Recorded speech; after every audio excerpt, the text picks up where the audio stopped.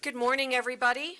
I'm going to gavel us in, and at this time I would ask all to rise as Pastor Eli Bettis from Bridgeway Church of Corpus Christi will give our invocation. Please remain standing for the Pledge of Allegiance to the United States of America and Texas flags. Good morning, Judge. Good morning, Commissioners. Lord God, we desperately need your wisdom. You have given us a great county founded on principles and truth from your word. We need men and women who will honor you, trust you, lead us once again back to you. We pray for servant leaders who love the things you love and who care more about others than themselves. Give us leaders with discerning hearts, bold faith, wise minds that model your character. Teach them and us not just what is good, but what is best. Guide them in the way this county should go. Give them purity in their intentions and godliness in their convictions. Energize their spirits and bodies physically, spiritually, and keep them emotionally secure in the knowledge of who you are and who they are. Help them to be big-hearted and sincere, energetic in goodness and courteous in their manners. Raise up leaders with the greatness potential of godly leadership, those who can ease confusion, expose illusion, and heal delusion. You alone hold the power to turn the hearts of this county, but you listen and use our prayers to move them into the right action. Help us to be faithful to care and to pursue your heart in prayer. And it's in Jesus' name we pray. Amen. To the flag of the United States of America, and to the republic for which it stands, one nation, under God, indivisible, with liberty and justice for all. Honor the Texas flag. I pledge allegiance to thee, Texas, one state, under God, one and indivisible.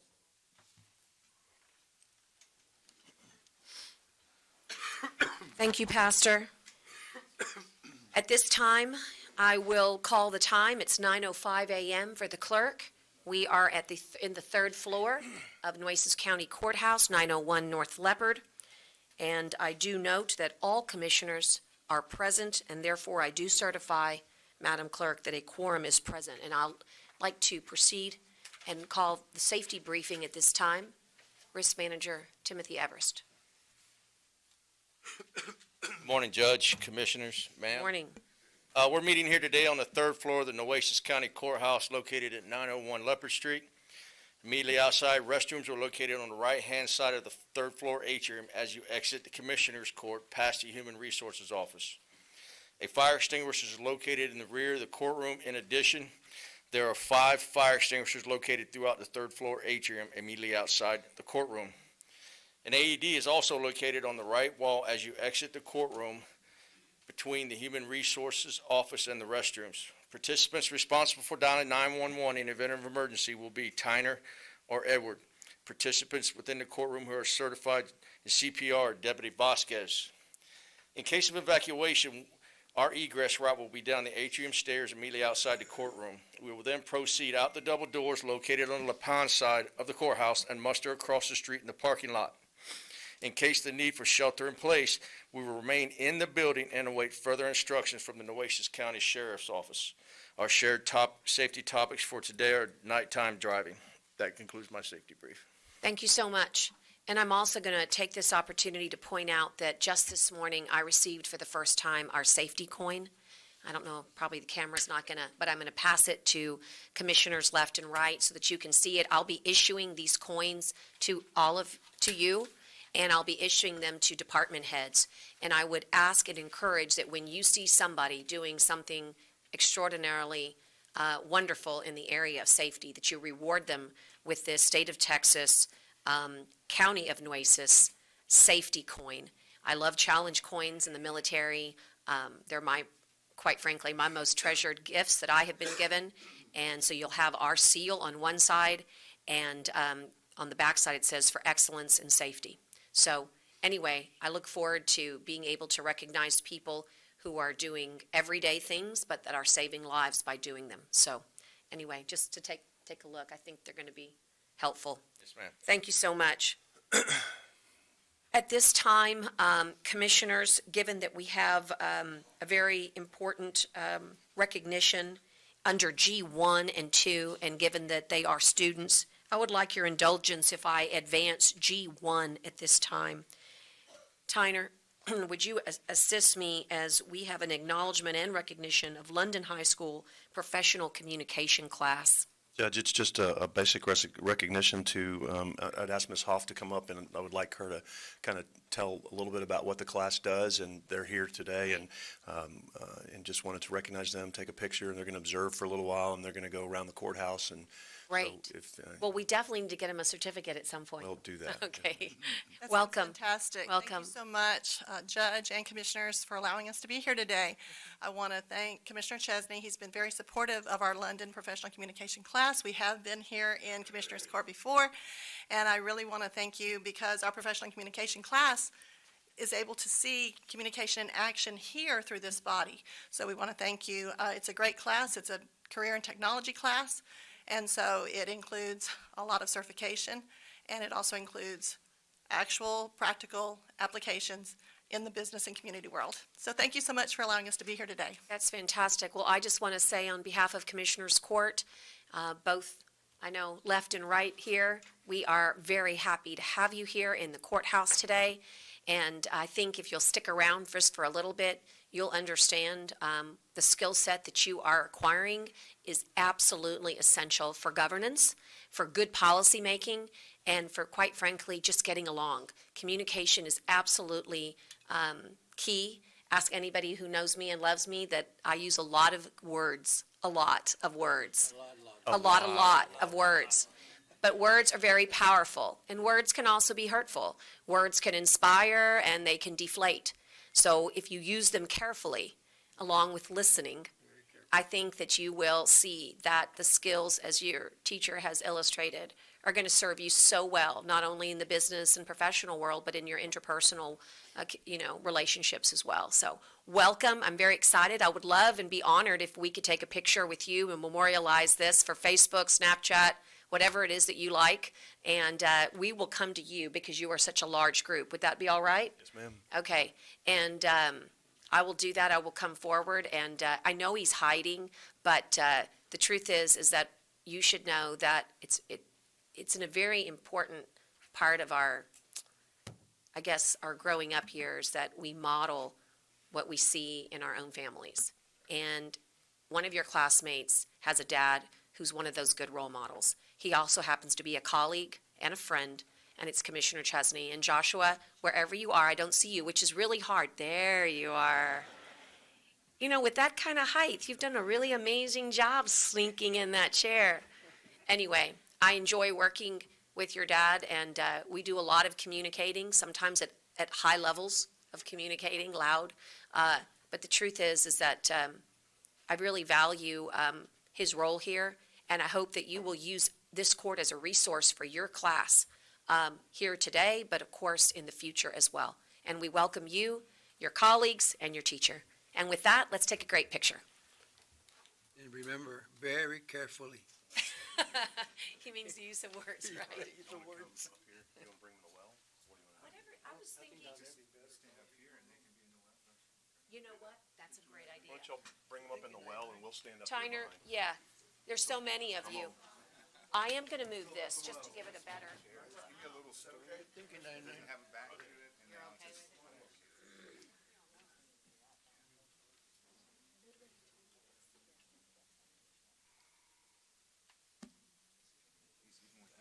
Wow, it's great.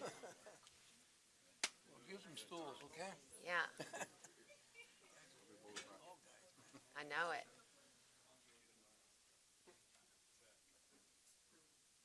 Perfect. As I say, I'm here. They're so tall. Hold my fingers. Carolyn. Can you see Carolyn? Okay. Paul, can you see her? Okay.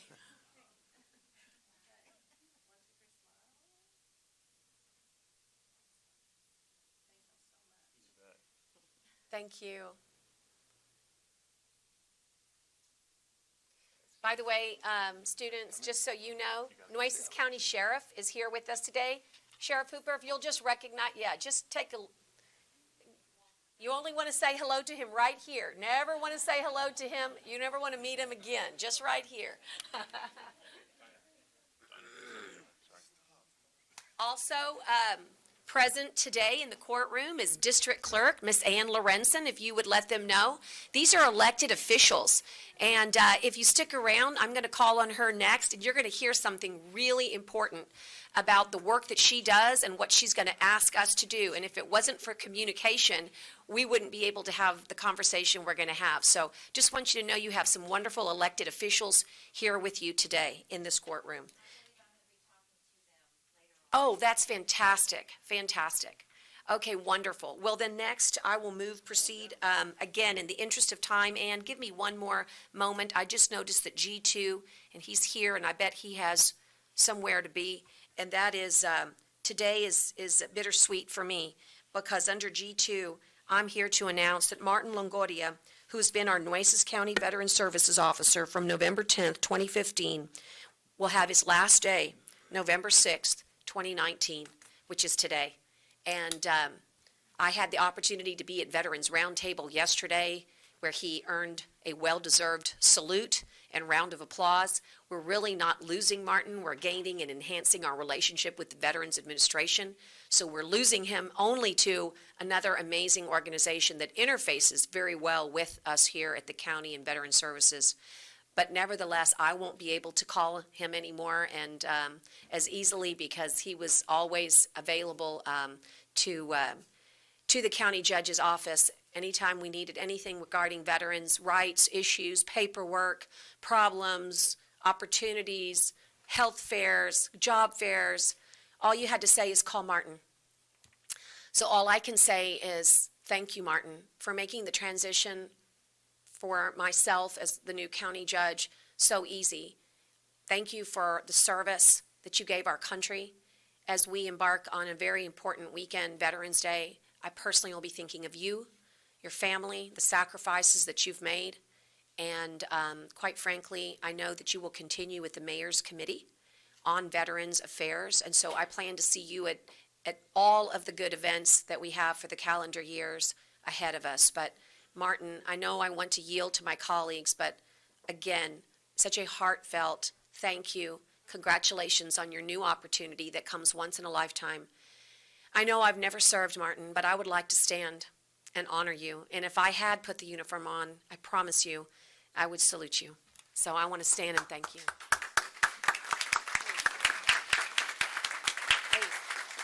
If you'd come up and say a few words. He's so sad, he's limping all the way up here. Actually, Martin had surgery, so we're also wishing him a speedy recovery. I want to thank you all, commissioners, Judge Neal, for giving me the opportunity to serve this community and this organization. Nueces County is a great organization. You have a lot of folks that work in this county that, are deserving of a lot of things. And it's the people that you work around with that make it the place to be. And Nueces County and the people in it is the place to be. It was a hard decision for me to make, but in a professional career and given the opportunities that I've had to turn down, and on the military side, it's one of those, it was either family or the military, but this time it's more about family. I'm given the opportunity to be the patient advocate here in Corpus Christi for Coastal Bend Valley Health and the Laredo area. So I'm not gone. I'm still here. I'm still an intricate part of the community. And like Mr. Chavez says, I am the face of the veteran community. It's a hard role because I have a lot of individuals that I need to model and mentor me. I still have a lot of room to grow, but I plan on growing and doing what's right for the veteran community because it's about the veteran. Thank you so much for everything. Thank you, everybody, for what you do. It's been a pleasure, and it's been an honor working with you all. Thank you so much. Semper Fi. Thank you. Martin, let us take a picture with you. We hereby express our sincere appreciation to Martin A. Longoria for grateful recognition of your 4 years of service with Nueces County, signed this 6th of November, 2019, by myself, and I know wholeheartedly affirmed by all here.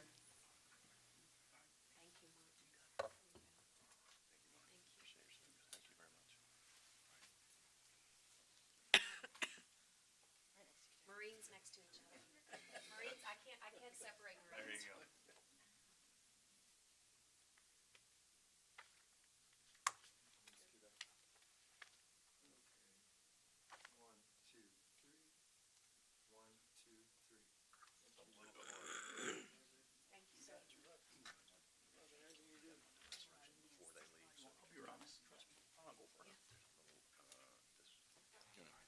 Okay, okay.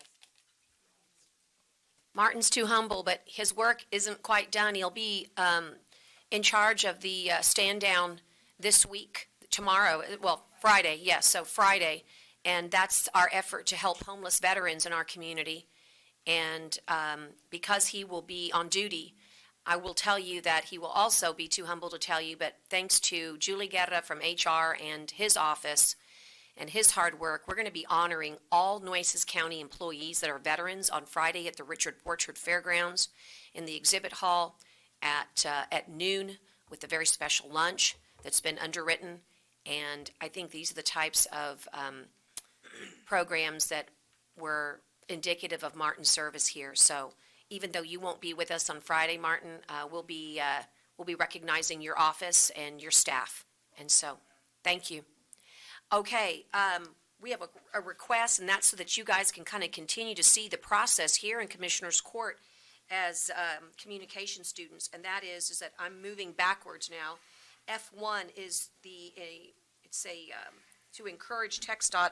Is it in the form of a resolution, Tyner? Yes, ma'am. All right, it's in the form of a resolution, Commissioners, to encourage TxDOT to construct a traffic light at the intersection of County Road 43 and County Road 33 by the London schools. This should have extreme interest to our London guests here today. Take us through this resolution, Tyner. Yes, Judge.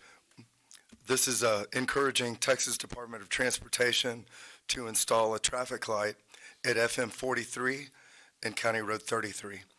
Whereas the intersection of FM 43 and County Road 33 was once a rural intersection and is not properly equipped to handle heavy traffic volumes, whereas the area has experienced increased residential development, as well as the construction and expansion of the London Independent School District, causing increased traffic at the intersection of FM 43 and County Road 33.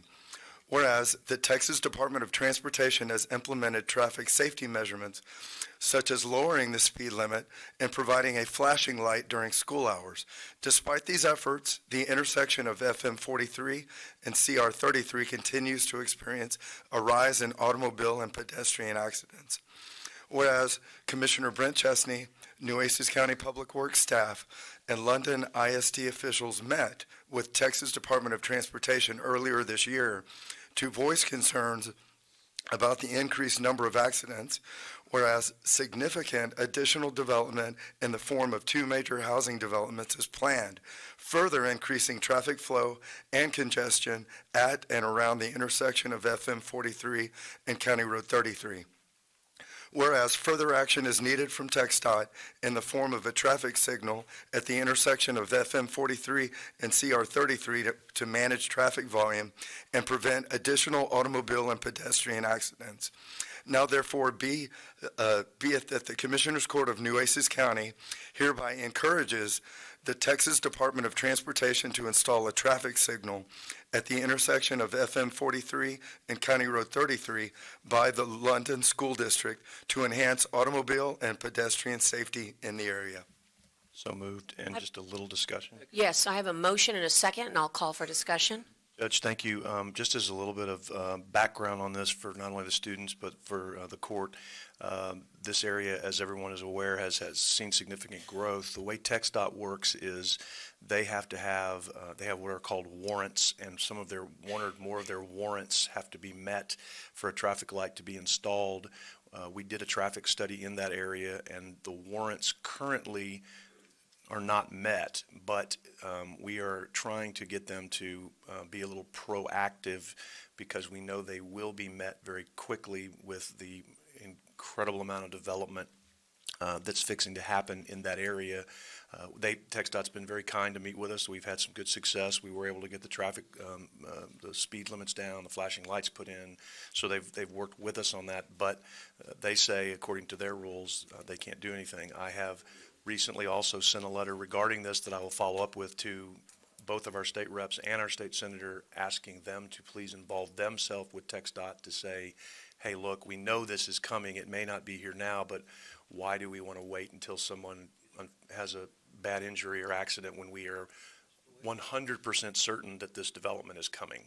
And so that's the purpose of this, and certainly would appreciate the support of the court. Absolutely, and let's also alert our legislative team so that they can pursue with TxDOT, as well as let's alert Chairman Canales.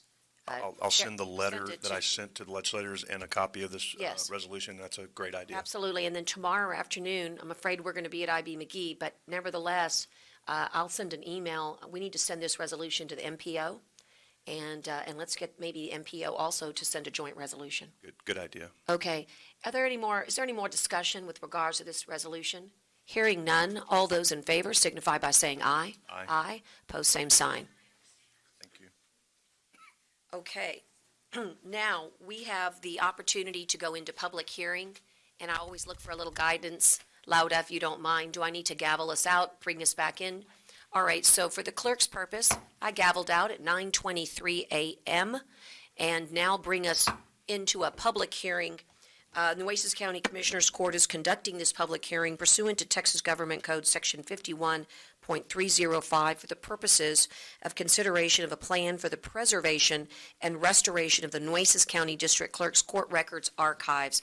And before you get started, I'm going to do a little housekeeping. Maggie, the example that I brought home with me from Dallas, would you be so kind as to bring that as a show and tell item?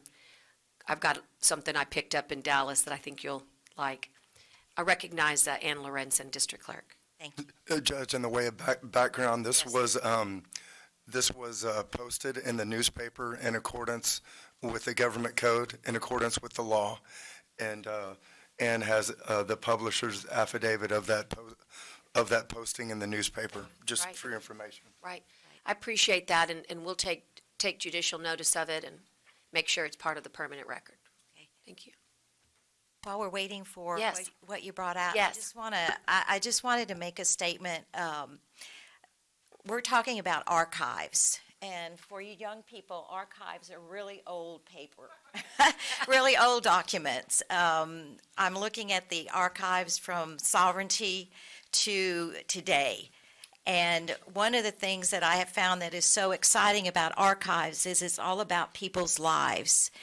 And I know that Judge Canales is very, very familiar about archives because that is how we know all about her grandfather and about her family is through archives. And I also have a family member that we're writing a book about, my own grandfather, who was a district judge in New Mexico.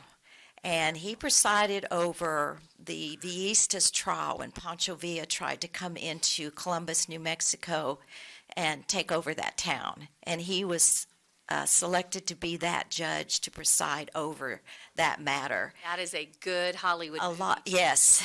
But one of the things that was missing was some of the transcripts of the entire trial. So that's why archives are so important, and it's so important to take good care of them. So what I'm passing around is a tally sheet from a voting record.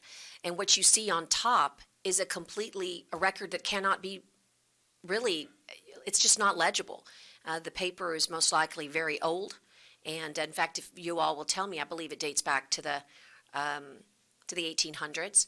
And the second page is exactly what that tally sheet looks like today, once certain preservation has been done to restore it. So you see a before and after.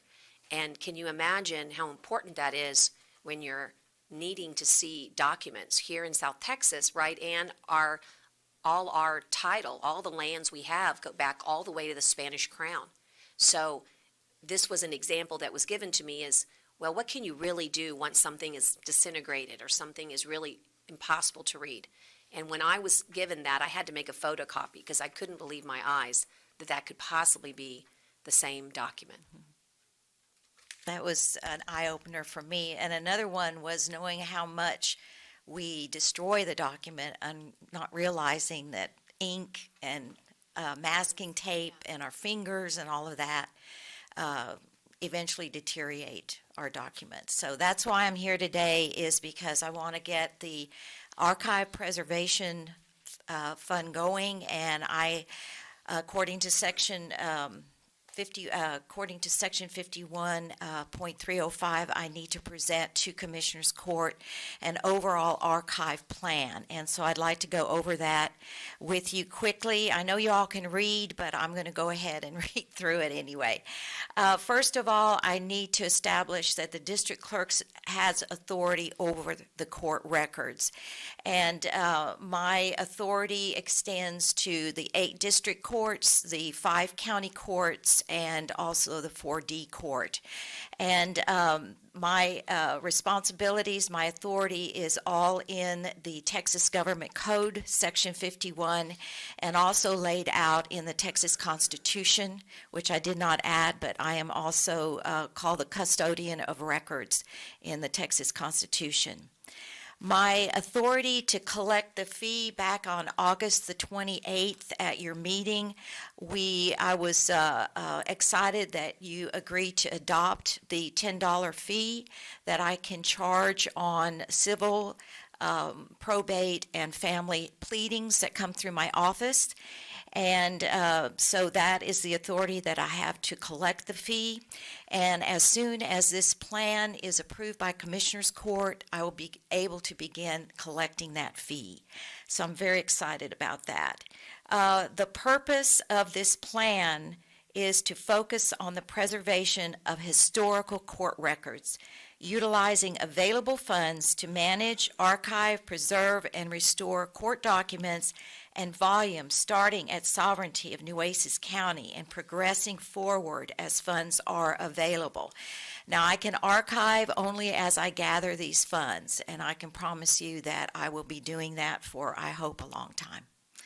The district clerk's designation of the records archive, I don't have a breakdown yet. This is my first archive plan to present to Commissioners Court. Hopefully, as I go through the projects, I'll be able to break it down. But if you will look on page 2 of this plan, you can tell that I have a lot of boxes in the warehouse. I have almost 2,000 boxes of everything from civil exhibits, adoptions, probate, guardianship, felony, misdemeanor, historical, criminal, felony, and misdemeanor. And again, all of these represent people's lives. And so it's very important for them and their family to have complete records. And so these are the records that are designated under this archive plan to be projected out and divided up into projects and use the fee that I'm going to be collecting on. And we have 577 oversized index books. And if you don't know what an index book is, that is the book that takes care of all of the suits that have been filed, all of the documents that have been filed in Nueces County. There's 2 types of index books. There's the plaintiff index book and there's the defendant's plaintiff books. So that's why we have 577, and they are about this big. And so we have those also at the records warehouse. And of course, the minute books are all the minutes that the judges wrote down on every case. So just think of how much we have, how much knowledge we have from sovereignty to now. And I can tell you with my brother's research on the books, he had to make lots of trips to Donna Ana County and El Paso County and the county clerk and the district clerk's office to look up, because my grandfather was also an attorney. And so after he got out of being a judge, he went into practice again. And so we found out a lot about his cases and what he handled. So, that and just for clarification, the 1959 represents everything in the boxes above that are on the 6th floor? No, these are in the warehouse. Right, but the ones above, the ones that total, the oversized index books, 570, I see. All of this is this? All of this, yes. This is the permanent boxes that we have, not on the 6th floor, but over in the warehouse. Okay. We'll have to talk about the 6th floor later. Yes. Okay. Yes. The 6th floor is still active Got it. cases that, even Okay. though they're closed, there still could be some activity. Active, okay. So this is what we want to, this is the archives, this is what we want to start working on. And the projects outlined herein, again, are funded by the $10 District Court's archive fee authorized under the Government Code, Section 51.305.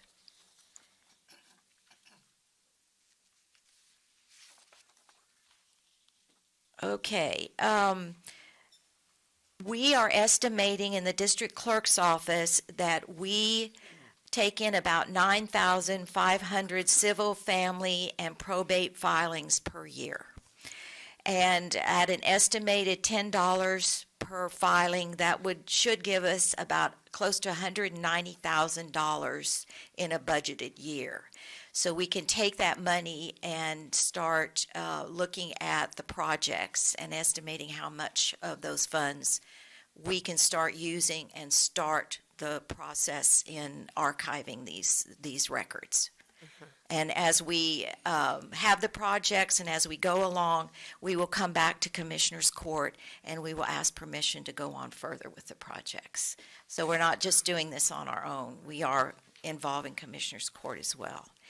And some of the projects that we are looking at, the first one is we're looking at the digitization of the physical index books to enable electronic access for staff and the public.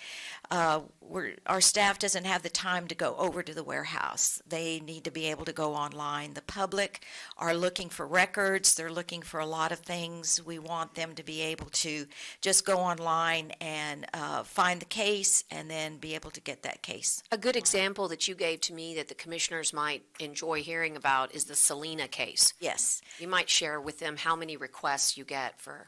I wanted to get to that Okay. because that's one of our initial projects, because we get several requests throughout the year from out of town news broadcast, ABC, CNN. We've even had from England has come over. We've had from just all over. They're still very interested in that case. So we have all of that. We have all of the court records. We have everything. And that is up on the 6th floor. It's all in a space. And we have to bring that out and take it down to our office.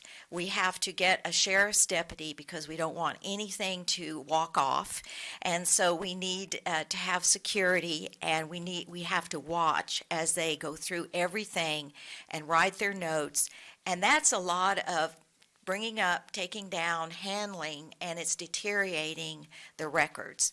And of course, paper yellows over time. Those pictures fade out and everything. So one of the things that we're interested in is getting that all digitized, so that if they want anything, they can go into the system and they can look at it that way. Probably save you a lot of man hours. Right, because we have to, well, for the sheriff and for our records manager, he has to make sure that everything is there. And we don't want to lose anything, so we want to keep the Selena case. And we also have some other high-profile cases that need to be taken care of that way. Okay, we want to restore and preserve the historical Nueces County court system as much as possible, and do imaging and indexing of even tax cases. Probate cases are very important. So the summary here is that the legislature has provided a means to raise the revenue needed to fund the management, archiving, preservation, and restoration of court records. Such fees are an alternative to raising taxes or spending general fund monies to accomplish these projects. This plan will be implemented in phases as money is accrued and deposited into these specialized accounts. Any outsourcing and purchase of equipment will be done through standard purchasing processes. Commissioners' Court approval of this plan will help prevent a potential hazard and a disaster in waiting, as years and years of court records are without backup media and remain unprotected and not adequately preserved. And I think of Hurricane Harvey every time I think about what we have in that warehouse. We have almost over 55% of the records in that warehouse belong to the district clerk's office, and we need to take care of it. So I'm asking that Commissioners Court will approve my plan. Thank you. Yes, and I'm going to open it up for just comments or questions of the district clerk at this Have one. time. I think it's wonderful that y'all are going to do this. I'm amazed that it has not been done in the past. I'm just curious, Judge, everything's going to be on the computer. What's going to happen to these records? Are they going to go back to that warehouse? No, the preservation of those records, they are treated and they are placed in special binders. Hey, good to And know. these binders can withstand water and flooding and all Even of that. fire. Even fire. And we will have those. Okay. But, yeah, and Right. I support it completely. Commissioner Modis? Yes, and thank you for bringing this forward to us. So the estimated average that you hope to bring in, I'm assuming on an annual basis, the 190,000, do you feel that that's enough, that's adequate to help with your budget, to help get everything that you need done? I mean, do you anticipate once you get there, you may find out that there's additional problems, or is this pretty much a set cost? well, since this is the first year, I really don't know if I can answer that right up, but if there is issues, then I will certainly come to Commissioners Court and see if there's additional funding. I know that that happens in other counties, and commissioners seem to be very gracious about allowing the district clerk more funding. And I think that once you're established, it might work just fine. But I think this county's going to have to consider making a major investment. And when I say major, you need to be thinking a zero after. This is After just that number. archives. This is just archives. Right. We want everything. We do, and we need everything, and we're an urban, I say this all the time, I know I sound like a broken record, but we are one of the great 8 urban counties of the state of Texas. We are the only ones that are not modernized. And this is part of our vision and our platform, and remember, it allows access to these records and protection. You're basically talking about our history. Right. I had, because of District Clerk Lorenzen, I had the opportunity, and I was passing around that piece of paper earlier of the tally sheet, to go and see the technology that is patented and trademarked. I got to see the emergency boxes that are unbelievable. I've never seen They're beautiful a too. fire retardant box ever in my life, but there's an additive, a chemical that you can actually add, and you can protect your most precious documents. I got to see Stephen F. Austin's signature on one particular one. I mean, they're Bexar County, from Smith County to Bexar County to from small and medium and large counties are utilizing this historical preservation technique.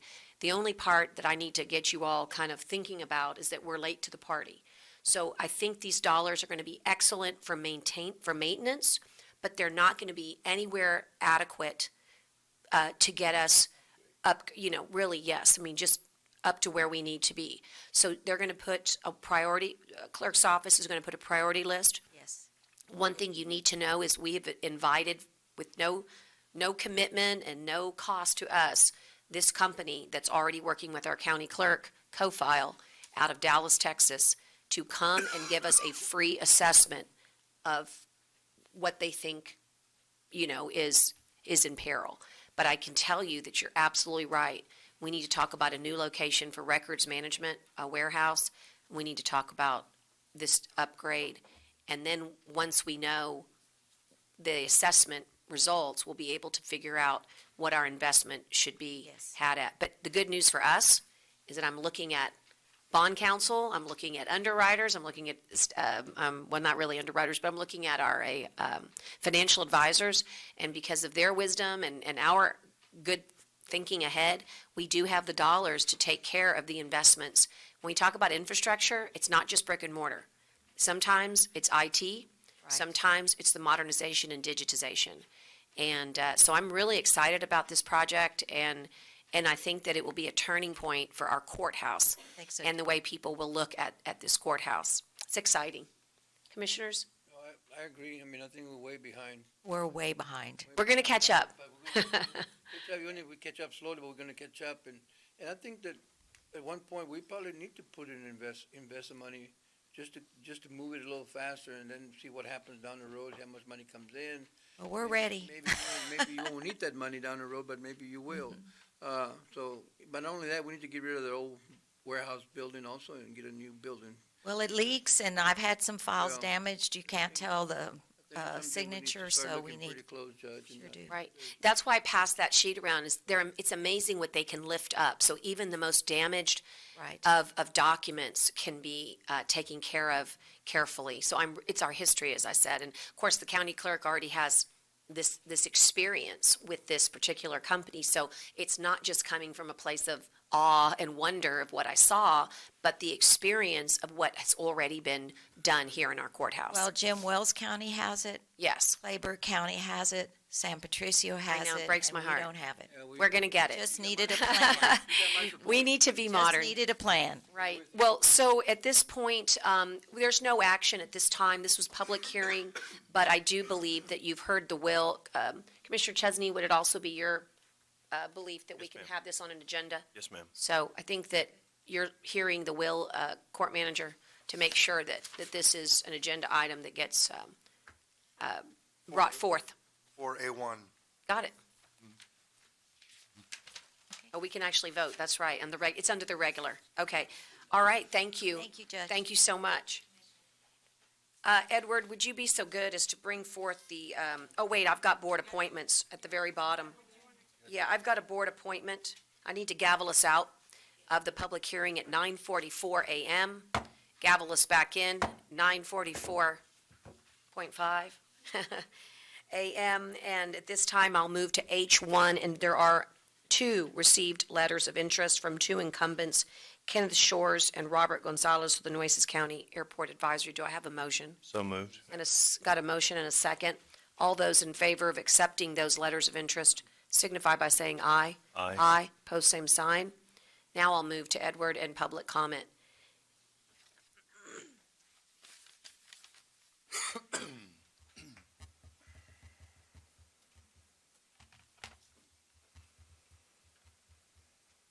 I have William Davis from Absolute Waste. Mr. Davis, welcome. If you would approach the podium and, if you don't mind, announce your name for the record and your address. William Davis, 906 Lincoln, Robstown, Texas. Thank you, sir. Judge, Commissioners, good morning. Thank you for the opportunity to speak this morning. We've been providing residential garbage and brush service in the unincorporated areas of Nueces County since 2002, actually. Our most recent contract was signed about a year ago. In the areas outside of San Pedro Bluebonnet, we've seen a lot of growth. In 2002, we had about 1,500 customers. Now there's about 3,000. I remember back when Commissioner Chesney had about 12 residents out there. Now he has like 500. So that's changed a lot in that particular area. With those 3,000 customers, it gives us about 16,000 opportunities a month to provide service. 13,000 for the garbage and 3,000 for the brush. That's a lot of what I call opportunities. Garbage service is pretty straightforward. The garbage is supposed to be in the cart that we provide. That's not always the case. Sometimes they put garbage beside, and 9 times out of 10 we'll pick that up as well. Brush service is not nearly as straightforward. We sometimes have to get with customers because they put it under power lines, against fences. It takes investigation from time to time. Fortunately, I kind of enjoy that, which probably doesn't speak well of me, because I don't mind investigating things and trying to figure things out, even if sometimes it's frustrating. We find some areas of the county, people do not have visible addresses. And when they call the office, we'll ask, do you have a visible address? They say yes. Is it in front of your house? They say yes. I go out there, they have no visible address, no house, but once I train the drivers on where it is, normally we're pretty good from that point on. Another challenge in the county is not everybody is paying for service. So we have some people that are paying customers and some people that are non-paying customers, and for whatever reason, the paying customers put it as far away from their front door as they can, and the non-paying customers put it as close to the paying customer's property as they possibly can. We had an interesting incident out in Spring Gardens that one day where a non-customer put theirs within 2 feet of the paying customer, and the customer was even telling us, he's not paying for that. So it becomes a little bit like detective work, but that's okay. Another issue is residents have an idea of what 15 cubic yards is. And I've tried to train my guys on that because it's 10 by 8 by, 5. It's 405 cubic feet. But, and I've told them to be generous with the 15 cubic yards. We probably lack some consistency in that. Try to get them to do that. And of course, the residents think the size of their house is 15 cubic yards. And so there are issues that I have to get involved in. We do have 3 brush drivers that service the county.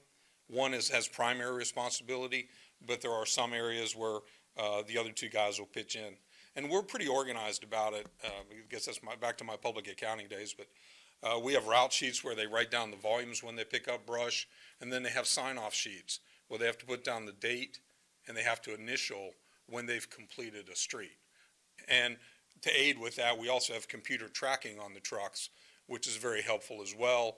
It shows little green balloons when they're going places and blue balloons when they stop. So the geek accountant in me enjoys that because I can compare one to the other. So it's a good way to do it. It doesn't make everything that it's not going to work 100% all the time because nothing ever does.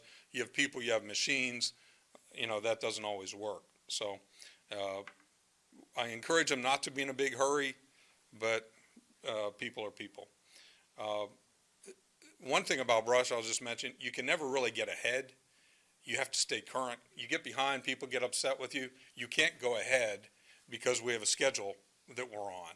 So staying on schedule is critical. In the last 4 months, we've ended every month on schedule, so I'm real proud of that. And then if we have an extra day or so that we got everybody taken care of, we'll double back to the heavy areas. We know where they are. They're pretty obvious, and we'll double back and get heavy areas or go back and pick up a park or something like that. Just wanted to mention, all the residents have do's and don'ts that coincide with the contract, and the county helped us with this map that's been extremely helpful to people so that they know when their week is. So it does get confusing if it's a 5-week month, though, I will say that, and when there's 4 zones, but we're working through that with people. So again, we try to stay as current as we can. We try to do things outside the contract. From time to time, we're asked to do projects for the county. We've cleaned up the bridges, outside the bridges, which was a really different project for us. I've been in the business 32 years. I've never done anything like that in my life. So that was kind of interesting. We've had cleanups in San Pedro Bluebonnet, Riverview, Indian Hills, County Road 73, and things like that. So I just wanted to bring a little bit, and I appreciate the opportunity to speak to you this morning. We've been doing it for a while. We're very sincere about what we do. I try to investigate everything. I have a pile that my driver can't find on 2444 that I'm leaving here to go check on. So I appreciate the time to speak this morning. Thank you, and I just wanted to remind you and the audience that if we seem inordinately quiet, it's because during public comment, we can't comment back. So, but we do appreciate you coming in and providing the information. Thank you so much. At this time, I'll move on. I have a name here that I think I might recognize. It's Tyner Little.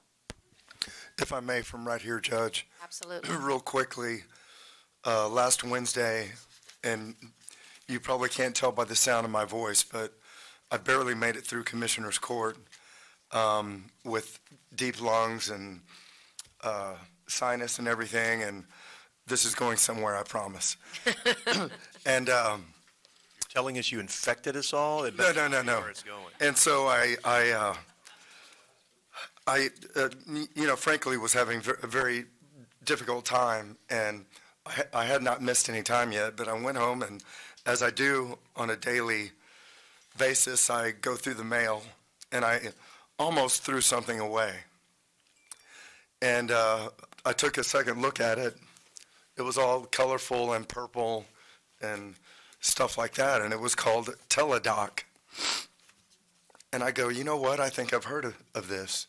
And so for the benefit of county employees that are on county insurance, this is the first time ever I was able to go online, actually on my phone. I found the website, teledoc.com. I entered my name, my date of birth.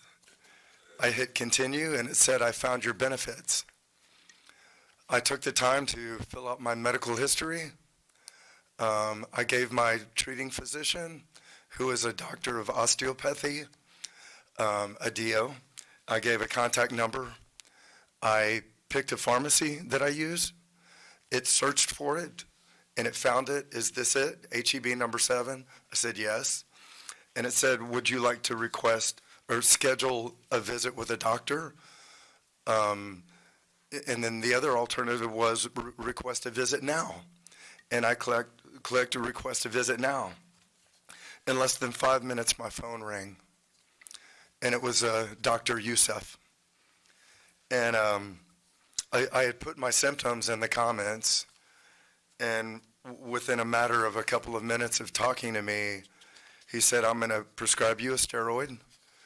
I see you're at HEB number 7. Do yourself a favor, get some Mucinex DM when you go pick up that prescription. I asked him, you're not going to give me an antibiotic, only a steroid. I've never had a steroid in my life. Are you a DO? He started laughing very hard. I don't know if you know this. DOs like to take you to the edge of death before they give you an antibiotic, I think.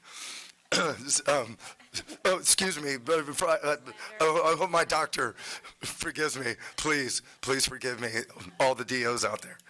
Anyway, I said, please forgive me, DOs. That's not fair. They try to do things for humanity. Let's put it that way. Anyway, so That was Tyner Little. I'm sorry. I go to a DO, bless his heart. So, Dude, your hole's dug. Just keep going. Go ahead. boy, I'm never getting an antibiotic again, am I? Okay, no. Anyway, I said, you know what? I looked at my phone. I was on the phone for about 8 minutes with the doctor. We made small talk. He saw I was from Texas. He said he went to medical school in Texas, that he was in Houston. We figured out we were in Houston at the same time, both of us. But I said, you know what, let's go get this Mucinex, and I'll probably get my prescription tomorrow. But when I'm leaving with my Mucinex, I saw a couple of people in the pharmacy, and I walked up there, and I told them my name, started making excuses that I had just been on the phone with a doctor about 10 minutes ago. And believe it or not, they said, your prescription's ready. And I went over there. It was $2.44. And the whole ordeal was under 30 minutes. I felt better the next morning. I got up and went to work. I feel fine. I may not sound like it, but Teledoc works. I already sent it to my kids. They are so happy. They cannot believe. Taylor moved out to West Texas. And now she has access to a doctor. And so for the county employees, it works. Use Teledoc. I've signed up for public comment on 2 issues, and one is to respond here. I appreciate the testimony, and because I have a pastor in the audience, usually what's required now is the congregation says, amen. Obviously, this is important for me to hear because we took a lot of care as Commissioners Court in creating a new medical supplemental package. This is exactly how it's supposed to work. I appreciate the testimony, but more importantly, what I learned from your story is that you almost threw that away. And so maybe the lesson here learned is that you really need to know that it's coming in your mail. If you've missed it, you've probably missed it, but you can visit with HR and probably get a new one. But this is part of the new program that as we have a self-funded insurance plan, it's better to be able to have access to health care quickly in many occasions if it helps you with family and with work. And I'm glad that it worked for you, but I know that your story will help others make certain that they got their, if they're on if they're on county health insurance plan, they need to be looking in the mail, because I got mine as well, and it really doesn't have a description on the front of the envelope, but if you turn it around, it does say Teledoc. And because it's a brand-new program here at the county, and I want to thank the Sheriff's Deputies Association, because the truth is that you all said telemedicine was important, and I said if it's important for you, it's important for every county employee. And that's how the genesis of telemedicine came about. So anyway, the second item that I have today is a comment about the constitutional election that was held yesterday, and I have two quick comments. One is I think it's very exciting. Not only did Texas voters overwhelmingly pass 9 out of the 10 constitutional amendments, but for me, the Texas Proposition 8 regarding the Texas Water Development Board and the for water infrastructure flood mitigation to the tune of $1.7 billion will be now available for municipalities and counties to go after. And I believe, commissioners, that we should waste absolutely no time at all. We should work immediately to put forth the very best grant that we can, providing the documentation and data analysis. I'm certain that they are still in the rulemaking process, but I want us to be first in line. So that's very exciting. And then I wanted to pay comment and compliment to Commissioner Modis. I don't think in the history of constitutional amendments there has ever been or will ever be a constitutional amendment that passes at the 97%, what was it, John? 97% tile. You might recall 6-7 months ago, Commissioner Modis helped advocate with 5-0 resolution here, this court, a bill that would assist canine handlers receiving their dogs once that dog was in retirement. I know this sounds odd, but it required a constitutional amendment at the end of the day. But because of your hard work, you were validated yesterday, and I think it bears note that we will go down in history as the most favored county, along with one other county that co-sponsored, for all the dogs in the state of Texas. 97% is, well, it's a doggy landslide, and I'm really thrilled because it says that good people recognize good things when they see it on the ballot box. Again, it's a great win on flood mitigation control. It's a great win for cancer research with CPRIT on the ballot, and for so many other things that I don't have time to make comment on. But anyway, congratulations, Commissioner Modis, and to this court who supported you in this endeavor. May I sign you up? Does anybody else need anything? Okay. At this time, I'll look for a motion. We have consent agenda items A through N. A through N. Are there any to be pulled out? G and H. Any others? Hearing none. G, H, and I. I as well. Hearing no others, may I have a motion for A through F, J through M, I'm sorry, J through N, N as in Nancy, A through F, and J through N. Do I hear a motion? And I've got a motion and a second. All those in favor signify by saying aye. Aye. Aye. Pose same sign. Michael, are you in the courtroom? Do you mind? I don't know who else wants to take it. I certainly can. We've already brought these to court. This is simply the execution of these contracts. These have already been approved. Is that correct, Michael? I remember approving that one. Yes, I'm going to let Juan take this one. Okay. It has to do with the public works area. Judge, Commissioners, good morning. And you might mention the funding source why don't you defer to Dale when we get to funding sources? We had a meeting on that yesterday, but go ahead and present. Yes, Judge, excuse me. This is for a contract with Richter Architects for the fifth floor break room. This is to do the renovations for the existing fifth floor and to get it up to par. ADA. ADA, and also to get it to ADA. So this is to hire Richter Architects to do the work.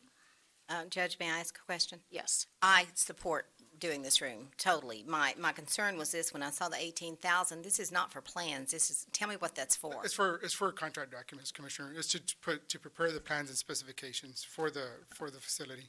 Okay, so it's really architect plans. Yes, ma'am. So my question is this room's not that big. Why would do we not know what goes in there in that room? And I went up with the judge, and I think it's a wonderful idea, but I saw $18,000 I've renovated rooms, and I'm thinking, I just tell the contractor where I want stuff, what I want, and they do it, and if they have a suggestion for something else, but to get a Commissioner, full-blown plan for this, Commissioner, in order for it to meet ADA requirements. you have to do that? Yes, ma'am. We have to submit to The ILA, I asked. Seems so expensive. It does, and it's, like anything, smaller projects cost more sometimes, but if we don't have the plans for the whole courthouse, it won't meet the specifications that we need. It's unfortunate, but I do think that, yes, we'd have. we did look at it, and it is an hourly charge, and Yes, ma'am. And it would need to be submitted to ADA, Commissioner, so we would have to. So they make, ADA, whoever you're talking about, makes you submit plans like this showing that you have it on there? Yes, ma'am. electrical, plumbing. Yeah, because there's also, and you're correct, Judge, that you have to include the electrical engineer, the mechanical engineer. So they're gonna have to rerun some plumbing and some wiring, and it also has to meet code, so all that has to be. And also, we're going to take advantage of the fact that, for example, almost every doorway in this courthouse is not ADA modified. So anything that we can do to help us get further along on the fifth floor, we're going to take advantage of that opportunity. What's the construction cost on this room? Commissioner, I think we're looking between anywhere from 50 to maybe 100K. It depends on the final. Wow. I'm all for a break room, but holy cow. Probably within the 50K. And what are we doing? I saw the room, I'm trying to think, why would it be that much, Judge? Well, you want me to? Well, go ahead. Yeah, the preliminary layout that we had looked at was just to put in some cabinetry, put in an island, put also some areas for sitting areas to be able to eat. IT also, so it's. Hey, we've renovated rooms before, and I'm just amazed what the county is being charged for this stuff. I'm sorry, And $18,000 on a $50,000 project. that is crazy. Stinking high. But by the time you put in the furniture and the layout and all that, you're probably going to be looking about close to maybe. I know, I think he's talking about the architectural fees is what. Okay. Well, my question on this was a couple things, was cost, it says Richter Architects, but do they have engineers that work for them? They have. This is an engineering contract. It's an architectural contract / it's an AE contract. So what? It's called an AE contract. AE contract. He has to hire, So do they have engineers that they hire? They have to hire engineers. Okay, so, They would have to hire a mechanical and. so we can hire a architect under an engineering contract? Because that's what this says, is an engineering contract, and they're not an It's engineer. Both, and they always have them in-house. it's. Well, that's what I'm asking, do they have them in-house? You have you go to Hanson, they have a bunch of architects working for them. You go to Richter or Janak or somebody, they have engineers working for us, so it's interchangeable. Interchangeable, yeah. I'm just looking legally, Laura. This, to me, is an architect that we're contracting for an engineering. I just want to make sure that's, it's this is a common, go ahead. I'm not sure if we've selected them already. I don't remember doing Well, this. it's under the. Yes, Richter Architect is the architect for the courthouse that has been assisting us on an ongoing basis for a variety of, So we've selected them at some point? yes, as a sole source. What the court did? I just don't remember this either. That's why I was. Yes, Yeah, we did. When you enter into contracts for either architects or professional We did. services contract, you need to select and also approve a contract. We did. We've already done this. Tyner, why don't we do a research here? And I'm happy to bring Richter here to explain it, but let me just remind everybody of something, and that is that professional services are very expensive. Period. And you don't have the luxury of going to Lowe's or Home Depot and doing it yourself when you're in the government business. You have to be able to have the plans in order to, go ahead. Okay, so on this particular one, since the cost is below the 50,000 threshold, we're not having to do the competitive bidding, the RFQ But process? it doesn't matter, you still have to select them. And that's what we're doing today. No, this is No, ratifying. contract. Ratified. Ratifying means we've already selected. We've selected him before. That is how we got the showers looked at. It's how we got the emergency. I mean, he's been doing ongoing work for us here at the courthouse. I think what he's saying here, Ms. Jimenez, is that he's doing the county work, so they use him for another job, so do that split those jobs? I mean, Okay, it's a courthouse architect for architecture. He is the original designer of this. He was on the original architectural team for this courthouse. If we want to table it and move on, I don't mind, but let me just say this to you all, that we need to be a little bit more organized, because all this does is delay, okay?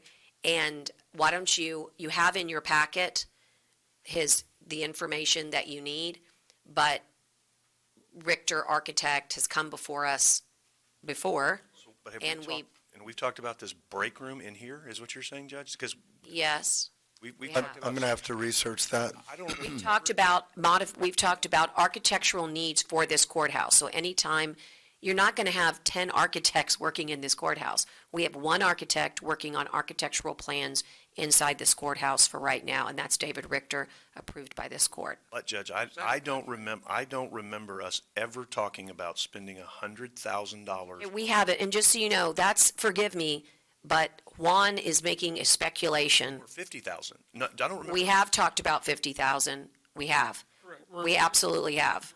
We kind of looked at some preliminary numbers, Judge. Yeah.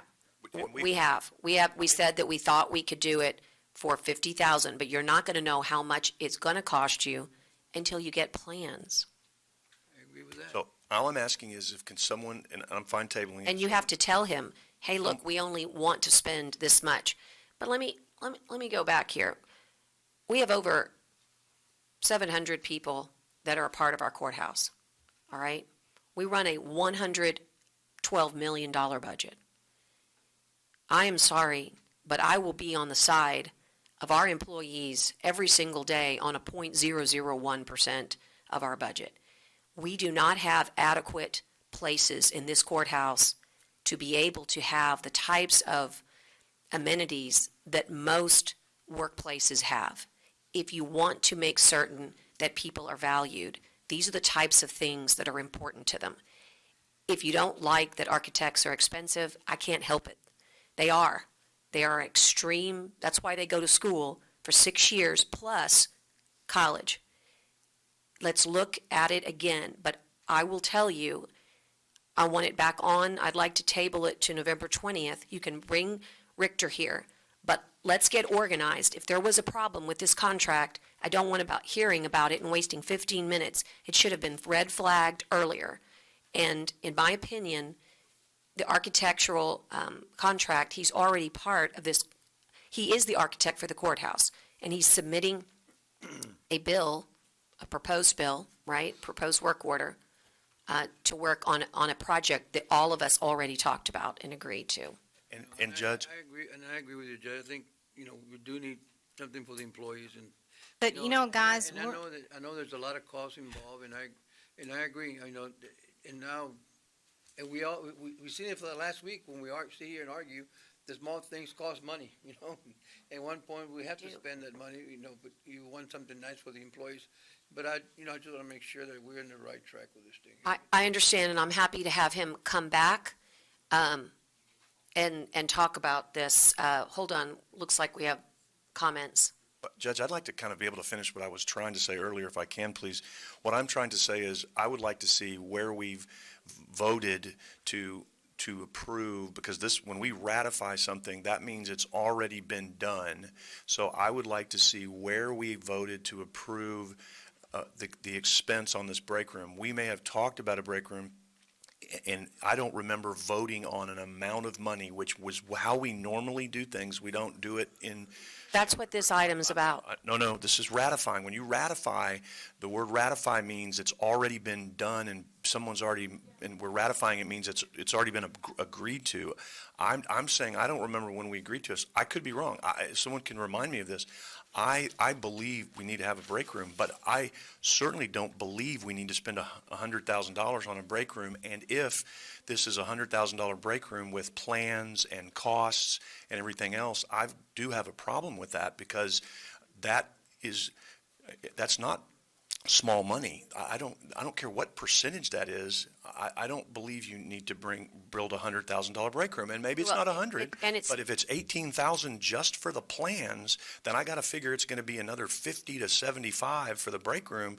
We're pushing up around 100,000 for a break room. That's Well, the beyond. county judge has heard you, and I think Michael needs to say something to get some more information out, and we're going to table it. We will make sure that you have the opportunity to hear from David Richter as to why his bill is so expensive. I'm going to enjoy that conversation, and we will see. But I do believe that the modernization of this courthouse is going to cost millions and millions of dollars, and everybody better get ready, because that's what happens when you're not ADA up to date, and that's what happens when you're not MEP up to date. That's mechanical, electrical, and plumbing. And when you allow a courthouse to sit without any attention in MEP, HVAC, elevators, and ADA for over 12 to 15 years, these are the problems that you get. And again, if you had an architect overall designing an entire building, you're right, it's out of sync, if you will, on a percentile basis. But when you're designing a room, it's still the same amount of work. Judge, we're not talking about elevators, chillers, and things that are extremely essential, and we've all agreed to, and we all know what the cost is. This is a break room. This is not a have to. This is a want to. Well, let me explain. explain. Please let me finish. I let you finish. Please let me finish. This is a want to. It's not just a break room. But Judge, I need to can I correct please finish? I don't interrupt you. Please let me finish. Actually, you do, but no, go ahead. I don't. I let you. You're doing it right now. No, I was talking and you interrupted me. I'm running this meeting, and right now, what I want to do Judge, is remind you that, number one, we've heard you. We're going to table it. Would you like a motion to table?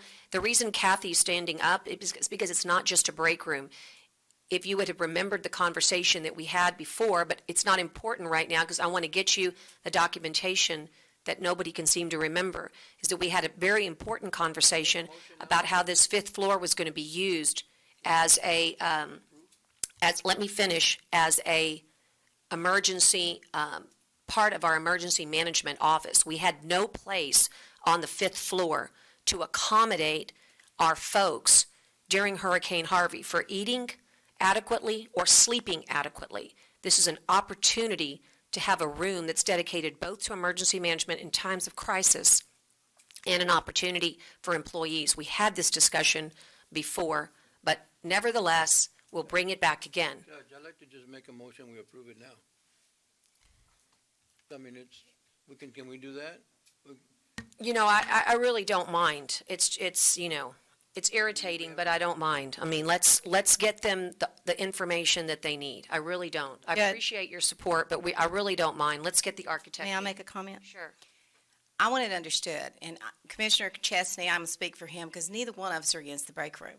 And I feel like we're being admonished because I questioned it. And the reason I questioned it, Judge, is because I was elected to question it.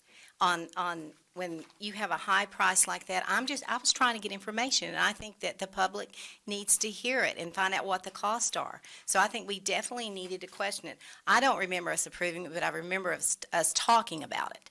And I am totally not against having a break room. I think it's a wonderful idea, but I will always ask about cost. I think you're right. I think we're going to get the architect in here, and we're going to absolutely ask him.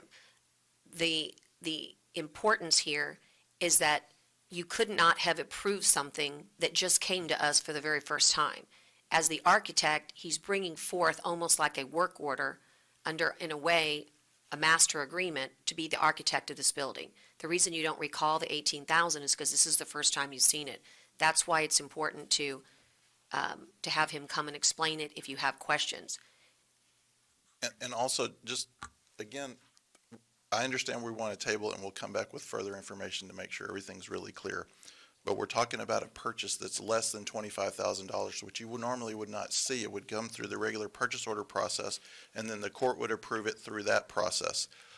What Juan is trying to do is be transparent to the court and let them know that he's working on this project. And he's got an engineer for $18,000. He selects engineers all the time for small projects.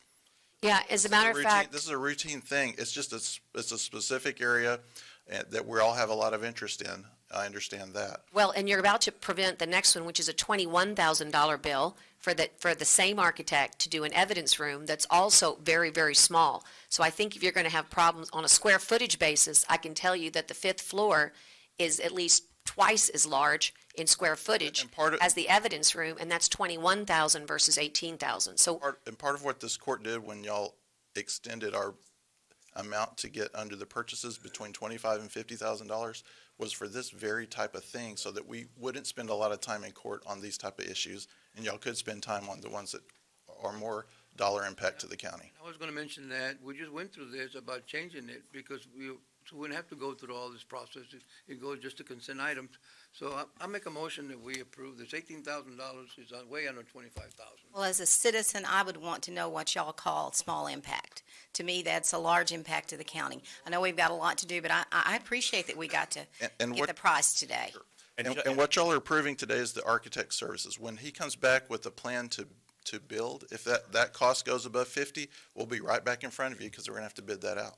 And again, what Commissioner Vaughn said, I couldn't agree with more. We're just asking questions, but it seems like every time questions are asked that someone doesn't like the questions, we get admonished. And all we're doing is asking questions, and I don't know why we can't ask questions without getting beat up. let me just say this. You are not being admonished for asking the questions. The issue, Commissioner Chesney, is the insinuation of impropriety that is the reason that it's causing an issue.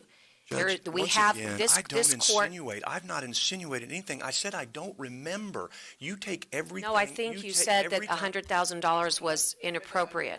In my opinion. We have a motion on the table. In my opinion, I wanted to ask questions and render an opinion. I didn't insinuate anything was done improperly. I simply was asking questions because I don't remember us talking about $100,000 on this break room. That's what Judge, Commissioner, there's not even a second. I'm talking. Okay, but it's discussion. Can someone not interrupt, Judge? I mean, Okay, I've got a motion, a second, and you're on for discussion. Oh, thank you. I mean, I get it. All I'm asking is questions, and I don't understand why, one, I can't finish the thought, and two, you keep saying in other discussions that I'm insinuating anything. I don't insinuate. If I thought something was done wrong, I would tell you something was done wrong, in my opinion. I'm just trying to remember the conversation, ask questions about the expense, and express reservations about spending $100,000 on a break room. As you say, this isn't just a break room, but that's how it was presented on the agenda. That's how it was presented in the contract until you cleared it up. That's additional information of which I appreciate that I'm just trying to get information on. At the end of the day, once it's all gathered, I may indeed vote for this. If it's what you say, Judge, which is not just a break room, but additional things for people to eat and sleep and do all those other things, that's just questions. So again, let me clearly articulate. If I think something is wrong, I will say something is wrong. If I ask a question that seems to insinuate it, I apologize. That's not what I was doing. I'm just trying to get information. Okay. Good for you. I do want to instruct, he left, but just as a note, we probably should look at the naming because it is very misleading as the break room. It's certainly that, we have sort of room there as in, when we talk about projects, right, we label them, but sometimes they do not give the impression to the actual intended scope and use of the room that we had originally talked about. I can see where people get nervous about that, but we all know from emergency management, public works, procurement, that it's much more than an employee lounge. At any rate, I have a motion and a second, and the rules require that I take a vote. So I will vote. I will take the vote. All those in favor signify by saying aye. Aye. Opposed, same sign. No. I've got 3 ayes and 2 noes on G. Based on not information, not on not supporting a break room, I just don't have all the No is information. a no. Okay, I understand. I can I explain understand, my and I'm no. going to ask for the agenda item to be returned as a status update. Judge, could you please ask Commissioner Gonzalez when I'm talking to quit interrupting me? I let him finish. Let's all be respectful of one all I'm another. asking. Let's all be respectful of one another. On letter H, yes, ma'am. The second was Commissioner Modis. On H, it's going to be very similar. Why don't you tell us about the cost and the, Judge, can I the just ask a question architect. on that one? My only question on that one was not the cost. It was simply why we're using a different architect for McKinsey than we have the entire way through. That was my only question on this issue. And Commissioner, the judge pretty much said it pretty straightforward. The Richter Architects, the same thing on the previous one, they did the plans, they have a copy of the old plans, or not copy, but they worked on the plans before, so it makes sense to have Richter Architects to do the work.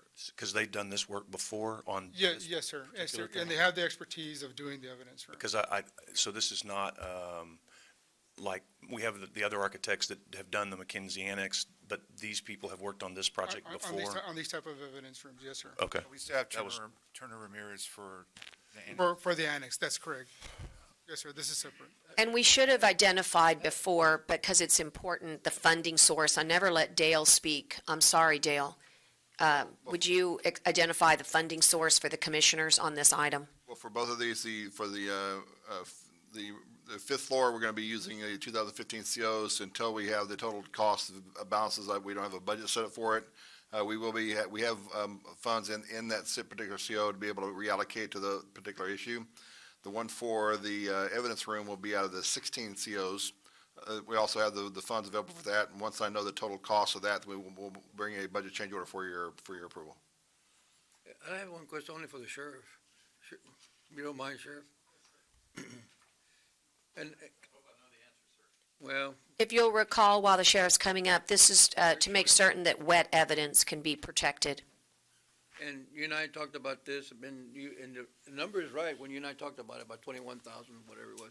So you're okay with that? I mean, On the engineering cost, I don't know, I don't remember that. yeah, well, I mean, is that 21,000 gonna cost for the engineer or for the? Yeah, the buildings, we still don't know how much it's going to cost for the building. We had that discussion about the total cost of the project, but I don't remember hearing specifics about engineering or. All right, I thought you and I talked about it. Okay, I have a question. You answered one of them that Brent asked, but the other one was, and I totally understand why this would have to be designed for the evidence room. But Laura, on page 4 of 13, why is it that the county may suspend the work, but they can't terminate the contract? Why would that be? Is that normal that you put? So you can suspend it and have them stop, but you can't terminate the contract. That, They have the opportunity to cure the problem. If for some reason they can't, there's a termination clause separate and apart from that. But termination. Would you mind bringing your microphone Sorry. for the video? That's our standard agreement, and basically, it gives them the opportunity to cure whatever defect it is. And if for some reason that they can't, then we'll look at the termination and a breach of contract, basically. okay, because We it have, just we have a didn't make specific sense. termination date of March 1st, 2020. This contract shall terminate at the close of business, so I mean, There is a defined. deadline. There is a defined deadline there, so. And again, the cost for this is, to be transparent, the cost for this design of the evidence room is estimated under the work order at 21,000 and some change, I can't recall. That's correct, Judge. Okay. And Judge, we looked at on these two contracts, we look at them, we make sure that, the design's in there, the bidding process in there, the construction administration is in there. And you're correct, Judge, the smaller the project, is still, your engineering costs or architecture. They're a lot higher, aren't they? It's gonna be a lot higher. So this is just engineering, not construction. That's correct. That's just engineering, Commissioner. And again, there's special dehumidifiers. You'll recall during budget workshop, was it Captain Garza that came to us? Captain Garza came to us and indicated how important it was to have the wet evidence protected, that we did not have such protection. This compromised, quite frankly, that the prosecution of these cases, and therefore we advanced. In fact, you've been working on this project for several months, is that correct? So How much do you think it's going to be, Juan, to build it? Just an estimate, you don't have an estimate? Commissioner, we looked at it, Commissioner, I think it was probably gonna be, probably between the 180, maybe 200K, somewhere in that area. This is numbers that we kind of looked We at. don't know for sure. Yes, ma'am, plus I or minus. think we kind of guessed 200,000 just to try to get a round number, but we'll know a lot more once we see the actual plans. And And- just for the record, both contracts are good to go. G and H. And I really believe time is of the essence on this evidence storage room. I'm good on this one, Judge. I just had a question on Do it. you mind would you make a motion? Sure. Okay, actually it came to the left, so if you don't mind, would you second? Okay, I've got a motion and a second for the clerk, and all those in favor signify by saying aye. Aye. Aye, pose same sign. I also have aye. This is the ratification of the amendment number 2 to the project ID M1916ROBS, TxDOT's routine airport maintenance program. Who will take a lead on this? Is this Maria? I just want to know what it is. So every year we get a reimbursement from TxDOT for routine airport maintenance program. So it's just it's an amendment. We can get up to $50,000 reimbursed to the county. Reimbursed, I'm all for it. Yeah, I've got a motion. I need a second. All those in favor signify by saying aye. Aye. Opposed, same sign. Okay, I'm now cognizant of my time, and I failed to tell you all something very important this morning, and that is the court will need to recess at 11 a.m. this morning, and so I want you to be mindful of that. The reason for the recess is that there is a state of the port, and we're all participants at the state of the port today. I'm going to advance regular agenda item 4 at this time, seeing that I have South Texas Military Task Force Interim Chair, Alan Wilson, as well as Libby Averett from the Corpus Christi United Chamber of Commerce, President-elect. I also have Jenny Cross here as well to answer any questions. Alan, we're going to receive a presentation for the task force, the activities, and there is action today to authorize the 2019-2020 contract, and we do have copies of everything, and I would ask that you proceed and summarize. I'll try to be brief. First of all, I'd like to thank you all for your support in the past. South Texas Military Task Force is made up of, I think we have a very good team, the county, the city, and the Chamber of Commerce, made up of businesses and people that love the military and understand its economic impact. So just a reminder, our mission is to preserve, protect, communicate, and expand the value of the military facilities in the Coastal Bend region. We don't foresee a base closure right now, but when it pops up its ugly head, it's too late to fix anything that you need to fix. So you need to stay after, on the ground, addressing issues as they come up, receiving communication and building relationships. And that's what we've been trying to do.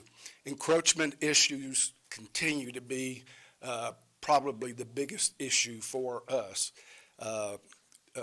We are not against wind turbine energy, but we are against them if it affects our ability to train pilots. And we are getting that message, and we continually monitor that. I'd like to thank the judge for being very involved on a busy schedule. We go to Washington once or twice a year to go to the Pentagon, go to Capitol Hill and the Navy Yard to build relationships and get information. We heard at this last time about IGSAs, intergovernmental service agreements. There are opportunities for communities and Navy, Army to work together to make their operation more efficient and effective, things that we can do for each other. And Judge has taken leadership to establish a work group and also made me aware of it, and I'm going to be able to be in it, and I think that's a good thing. Activities in the last year, we were supportive and helpful. The city took the ball. There's a Texas Military Preparedness Commission. Gary Bradford on our task force was appointed by the government there. We submitted projects for the Army Depot, a security offense, and for the Navy, a redundant water supply. And those requests were granted, about $6 million, which is huge. They were completed on time, and on October 30th, we had a ribbon cutting. The military was very appreciative of the efforts that everybody did in this community to work on that. We regularly meet with State Representative Todd Hunter on the encroachment issues from the state level. And as I said, we regularly visit with the commander and deputy commander at the Army Depot. We meet with the commanding officer at NASCC, and we meet with the admiral, who is chief of all naval air training for the Navy, period. And he lives here with us. A lot of people don't know that. We also, as I said, go to D.C. We meet mostly with people that have influence over the facilities. And we try to establish relationships that many of them know us by first name. We listen to what they said. And we also have had the privilege of going to CNIC, which is the command in charge of all installations in the Navy worldwide. And we have established a relationship with that office. And every time we go, they ask about JLUS and about encroachment. So we get good information and we build relationships. In the last legislative session, there was a problem. The military spouses, when they moved to Texas, that have some kind of license or certification, were having to start all over in the state of Texas, and it was a problem. Other states have adopted laws that recognize or speed up the certification and licensing of spouses of military, recognizing that they move every 2 or 3 years. And if they can't work, that's a real problem. That law was passed, and we were lobbying for that. We also, there was a law passed to make what's called DEAG, which was the funds that built those that $6 million that we had out there, to make it more accessible to communities. There were some restrictive rules, and now it's been loosened up. The Army has $80 million, and it's called MILCON, which is military construction. In the upcoming budget, we're fighting. The House took it out. Senator Cornyn is working with us. It's good to have that money with making new buildings out there, because that increases the value to the military. So we do that. We lobby. We have people on the ground in Washington that are monitoring that day to day. Alan, where are Congressman Cloud and Vela on that? Because Congressman Vela is on the Armed Services Committee, isn't he? So how? I don't know where Congressman Vela is, but he's been very supportive. We meet with him when we go up there.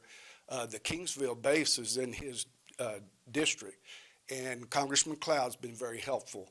But for whatever reason, I got took out of the House, and that's why we focused on the Senate. I heard we were out there yesterday with the new city manager. He made his first tour of the depot, and Mark Wagner, the deputy commander, told me he thought they got it back in.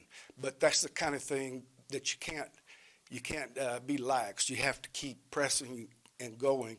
New military construction is a huge thing. And so we do a lot of other things, but building relationships and trust is the huge thing, and I appreciate you, Judge, recognizing the importance of it and making it a part of your schedule.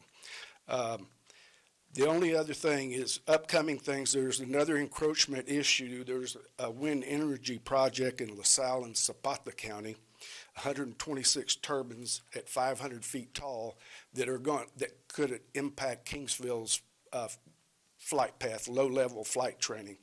So we're working on that. And the Joint land use study that was passed in 2013 needs to be updated, and that's in progress as we speak, and that'll be an opportunity to address.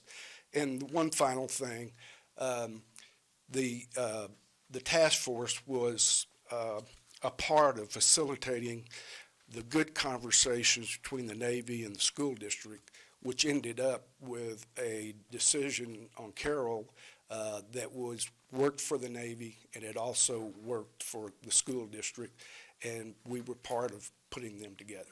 So, Thank you, Ellen. And let me just ask that the allocation last year in the report that's in your notebook, Commissioners, is for $40,000. That came out of general administration. And your ask and for action here today is that we affirm 1920 allocation. Is that correct? yes, ma'am. Okay. Are there any questions regarding that? There's also a contract that talks about the organization, and the one thing that I know that I'd asked the county attorney just to make sure of is that typically, when you have, we've always had it such that the county judge sits on the task force, but it would be nice to memorialize that in the contract, and that was, or a designee. And I think that was sent to you, and that's the only thing I wanted to mention that was a change on our part, and it was just so that it can be formalized. I don't think there's an issue there, but actually sit on the executive committees. Yes, and we want you to be there or a county representative. Right, Y'all that's are important. I think that was the language, is that I didn't know if I had the flexibility to send a designee, because sometimes the meetings conflict with other things, and we always want to get the report back. So I asked the county attorney to tweak it. We can do it later as an amendment. I just wanted to disclose it to you and to the commissioners that we want to be an active part, and I've encouraged them to even come take the CC to DC trip with us to the Pentagon. They would love it, and it's so important. It's $1 billion economic impact. I failed to say the governor's office valued that base out there, economic impact per year, at $4.6 billion. Right. When you add Kingsville in, it's almost $6 billion. They're one of the biggest employers, and they make one of the greatest economic impacts, and we can't afford to be lax. And by the way, we're the neighbor. We own 83 acres. The county, Nueces County, owns 83 acres adjacent to the Naval Air Station. That's also important to note. It's the world's greatest rotary helicopter blade repair shop in the world. If it moves on a rotary blade, it's going to get fixed right here.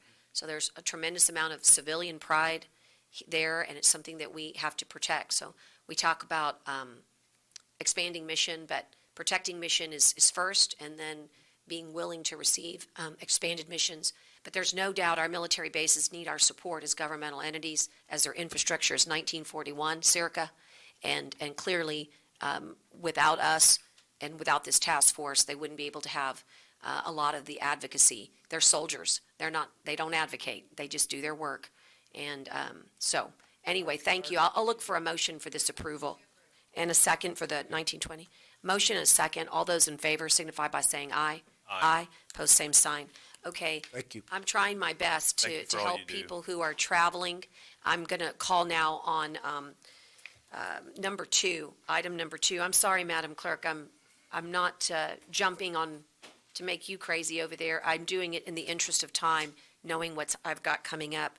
Number 2 is calling upon Blakely Fernandez from Bracewell and discuss and consider approval of an order authorizing the issuance of Nueces County Limited Tax Fund refunding bonds, Series 2020, levying a tax and payment thereof, providing for the award of the sale thereof with specified parameters, and authorizing the execution and delivery of a bond purchase and escrow agreement, approving the official statement, and enacting other provisions. Blakely, that's a mouthful. There's a lot of official action that needs to be taken once you enter into this type of bond action.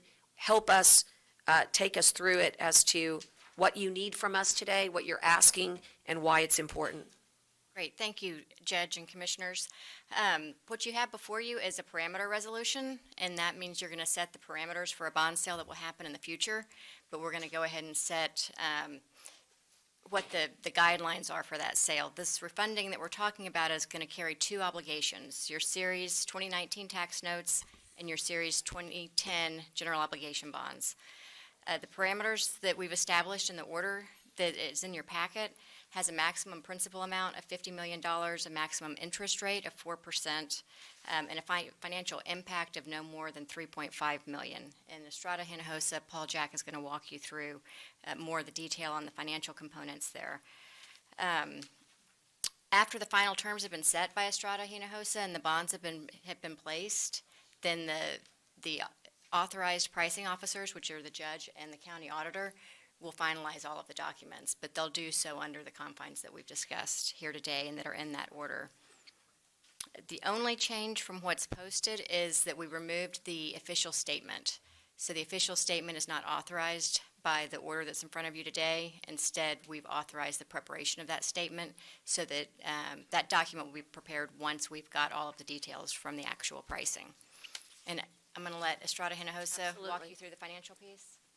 Welcome, Paul. Sure, thank you. For the record, my name is Paul Jack with Estrada Hinojosa, serving as financial advisor to the county. Thank you, Judge and Commissioners. Tyner is handing out just a brief presentation, recognizing that you do have time constraints. So if you have any questions later from the presentation, we'll be more than happy to answer them. But just real quick, just flipping through the pages on page 2 of this presentation, as Blakely mentioned, we've highlighted in yellow the two outstanding bond issues that we're looking to refund with this authorization today.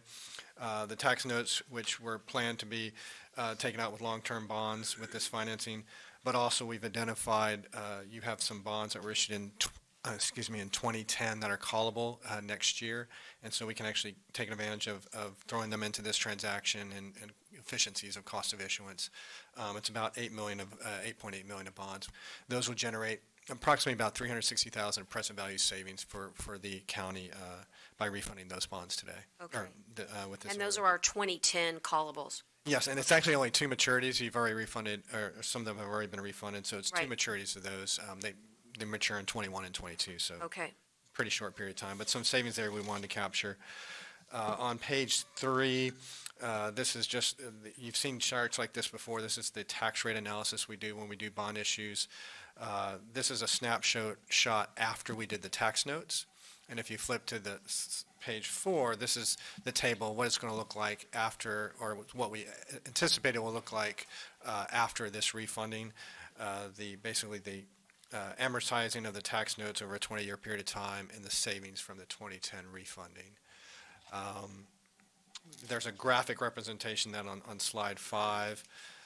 Slide 6 is the financing team. Just to remind y'all, it's the same team that was for the last financing.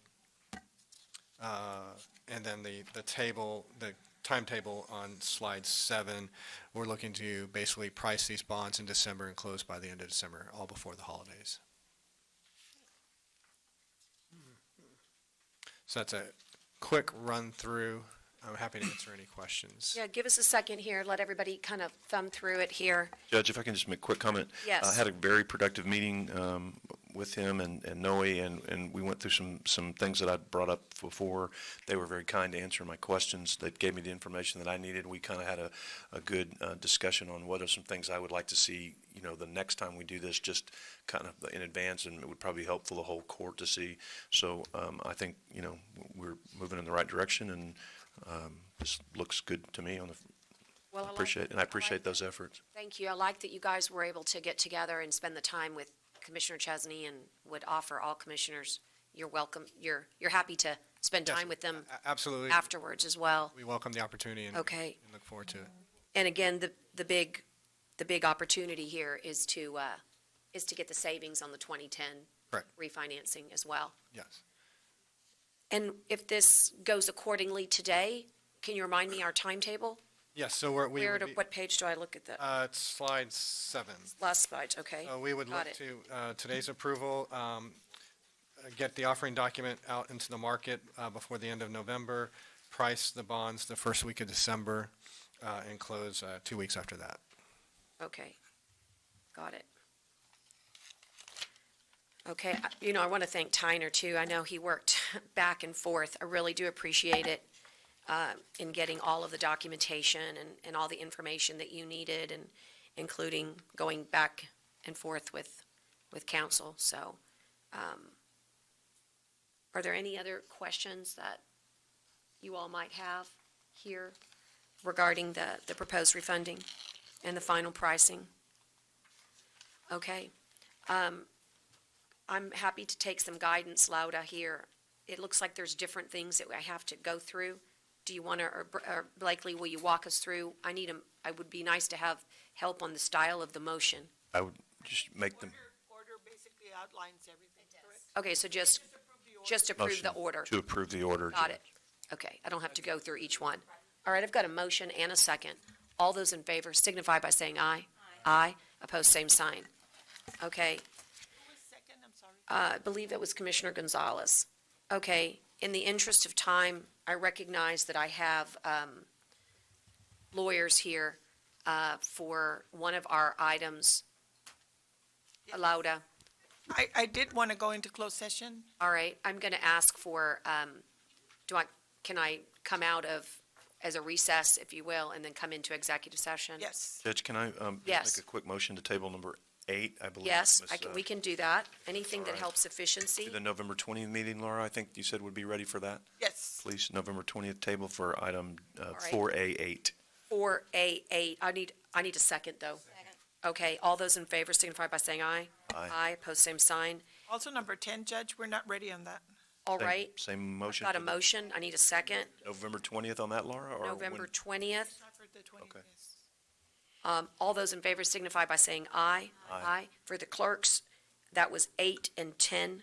We've been able to, I want to just let folks know that I gave you only half the story. We're going to recess at 11, and I hope to come back on the record at 1:15 with the indulgence of everybody. 1:15, that gives us 15 minutes to get from the Ortiz Center here. That means Ida and some of the other department heads. I apologize. I did it as fast as I could, but I do think it's important that we take this recess. In that case, Judge, we can take that in the afternoon. would that be all right with the council? I spoke to them. You're okay with that? I know you've traveled, so, okay. All right. In that case, I'll just proceed and see how much else we can get in here. I'm going to go back up all the way to number 1, 4A1. You've heard from the district clerk and regarding the designation of the Records Archive Preservation and Restoration Plan. Do I have a motion to approve? And a second. What are we? Go ahead, I'm sorry. just asking, no, that's okay. You have a motion second, just discussion. And what exactly are we approval? Just the designation, and then she's going to come back to us with that plan of? You're actually, excuse me, approving her plan. Okay. And her designation of the archives. Okay, and then she'll come Which is back with- within the plan. Sorry, and then the funding mechanism that we talked about jump-starting her, that would be at a later date? That's that we come correct. back. Okay, In then, fact, I think you're also approving today the $10. okay. Yes, you already approved the fee, but once you approve the plan and the archive, she can start collecting. You can start collecting. And by the way, you have to do this annually. Right. Okay. Call the Okay. question. Yes, sir. All those, I'm sorry, does the clerk have a motion and a second recorded? And all those in favor signify by saying aye. Aye. Post same sign. Okay, I said, okay, good, Ida, maybe you're still here. So Ida can get back down to Robstown. Why don't we advance Ida? Can you do a, receive annual report to Nueces County Libraries? Do you want to hold, Ida? That's fine. Judge, I'm we gonna have go to- somebody from out of town on. Who is it? On number 3. Let's do it. Okay, on the fleet planning. He promised he can be quick. Come on. Well, this is such an important item. I don't want you to be quick. I want you to be quick and thorough. Is that all right? Okay. This is a presentation on fleet planning analysis by a Sourcewell cooperative contract vendor, which is Enterprise Fleet Management. And this is in regards to leasing of vehicles and the Nueces County vehicle fleet. And you and I have had the opportunity to meet. Yes. And as well as Dale, actually, our auditor, and Michael as well. Yes, thank you, Judge. Thank you, Commissioners. My name is Michael Sosa. I'm with Enterprise Fleet Management. We're a sister division of Enterprise Rent-A-Car, which hopefully you're familiar with. I've been collaborating with county staff for about 12 to 18 months and evaluating fleet options for the county of Nueces. So what we've been looking at here is roughly 285 vehicles that the county runs today in the light and medium duty fleet space, as well as the sheriff's department and the constable's department. What I have for you today is a brief synopsis, a general overview of what our program has found out over the last 12 to 18 months. And so I'm not going to read through everything. Certainly want to be brief. But today, the County of Nueces operates 285 vehicles across numerous departments. Of those 285 vehicles, 27% of those vehicles are older than 10 years old. The reason that we have highlighted those vehicles older than 10 years is they're your highest offenders when it comes to operational expenses, so maintenance expense, fuel expense, and they have diminished resale values. So when the county is getting ready to replace those vehicles, they have little to no equity coming back to the county. 7 years is the current average age of fleet, which doesn't sound super old, but it is taking the county roughly 12 years total to replace all 285 vehicles at current acquisition rates. The objective with which we've put together a cost analysis for the county is to identify an effective vehicle life cycle, not just for your vehicles as a blanket program, but for each and every vehicle that you operate. What we tend to find is, especially in government entities, they tend to operate vehicles as one whole, not taking into consideration the application of that vehicle. So, for instance, sheriff's department, constables, some of your heavier duty vehicles. With an effective vehicle life cycle, we estimate that the county can save an estimated $500,000 over an 8-year period. We will shorten the life cycle of your vehicles from roughly 11.32 years to 3.57 years. This plan is scalable. This is just our preliminary plan that we have put together. But this would provide a sustainable cost for the county moving forward, making it more predictable year over year and streamlining your budgetary process. We identified 92 vehicles that are older, that are within that older than 10-year space or over 100,000 miles that we would recommend for initial replacement. We estimate you probably have about $92,000 in equity for those vehicles, so that would free up some capital for the replacements. But by doing so, you would reduce your maintenance cost significantly from an estimated $95.83 per vehicle per month to $37.59 per vehicle per month. This will in turn also reduce your fuel expense, and it's going to provide you with safer, more reliable vehicles for the county across numerous departments. We are currently awarded through Sourcewell, Tips USA, and E&I. We have gone to RFP through all of those purchasing cooperatives. We are the sole provider awarded through Tips USA, and we are the highest rated provider awarded through Sourcewell. And again, this, just for us, Michael, there you are. The significance of what he just said is very important. Can you just remind everybody why that's important, that he's a tips provider? Okay, so for that, it meets the competitive bidding requirements of the local government code. Right. So we can choose enterprise fleet management under the government code because of this type of designations that you already have. Okay. Because they've already been awarded. Want to make sure. Yes. It's a very important designation, and really the state of Texas trusts you, so we should too. That's basically what it says.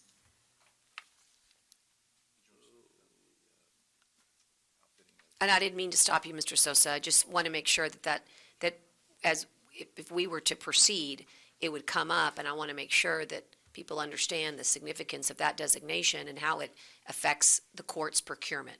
Of course. And in our conversations, law enforcement has been a very big priority for the county. Some of the things that we've talked about in helping the operations is delivering vehicles that are work-ready for your sheriff's department and for your constables, so that way they have a vehicle that's work-ready from day one as that vehicle is delivered here. On the second page, I've put together the actual, on my second page, the actual synopsis in the fleet profile.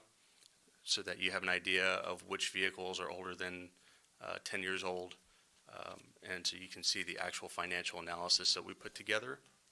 And it shows a phased plan program, and that's important, that you wouldn't suggest that we do everything at once, but rather over time, over 4 years. Is that correct? That's correct. So in the first year, we've identified 92 potential replacements. Year 2 of the plan, we've identified an additional 97. Year 3 would be 56, and then year 4 would be full implementation with the additional 40 vehicles.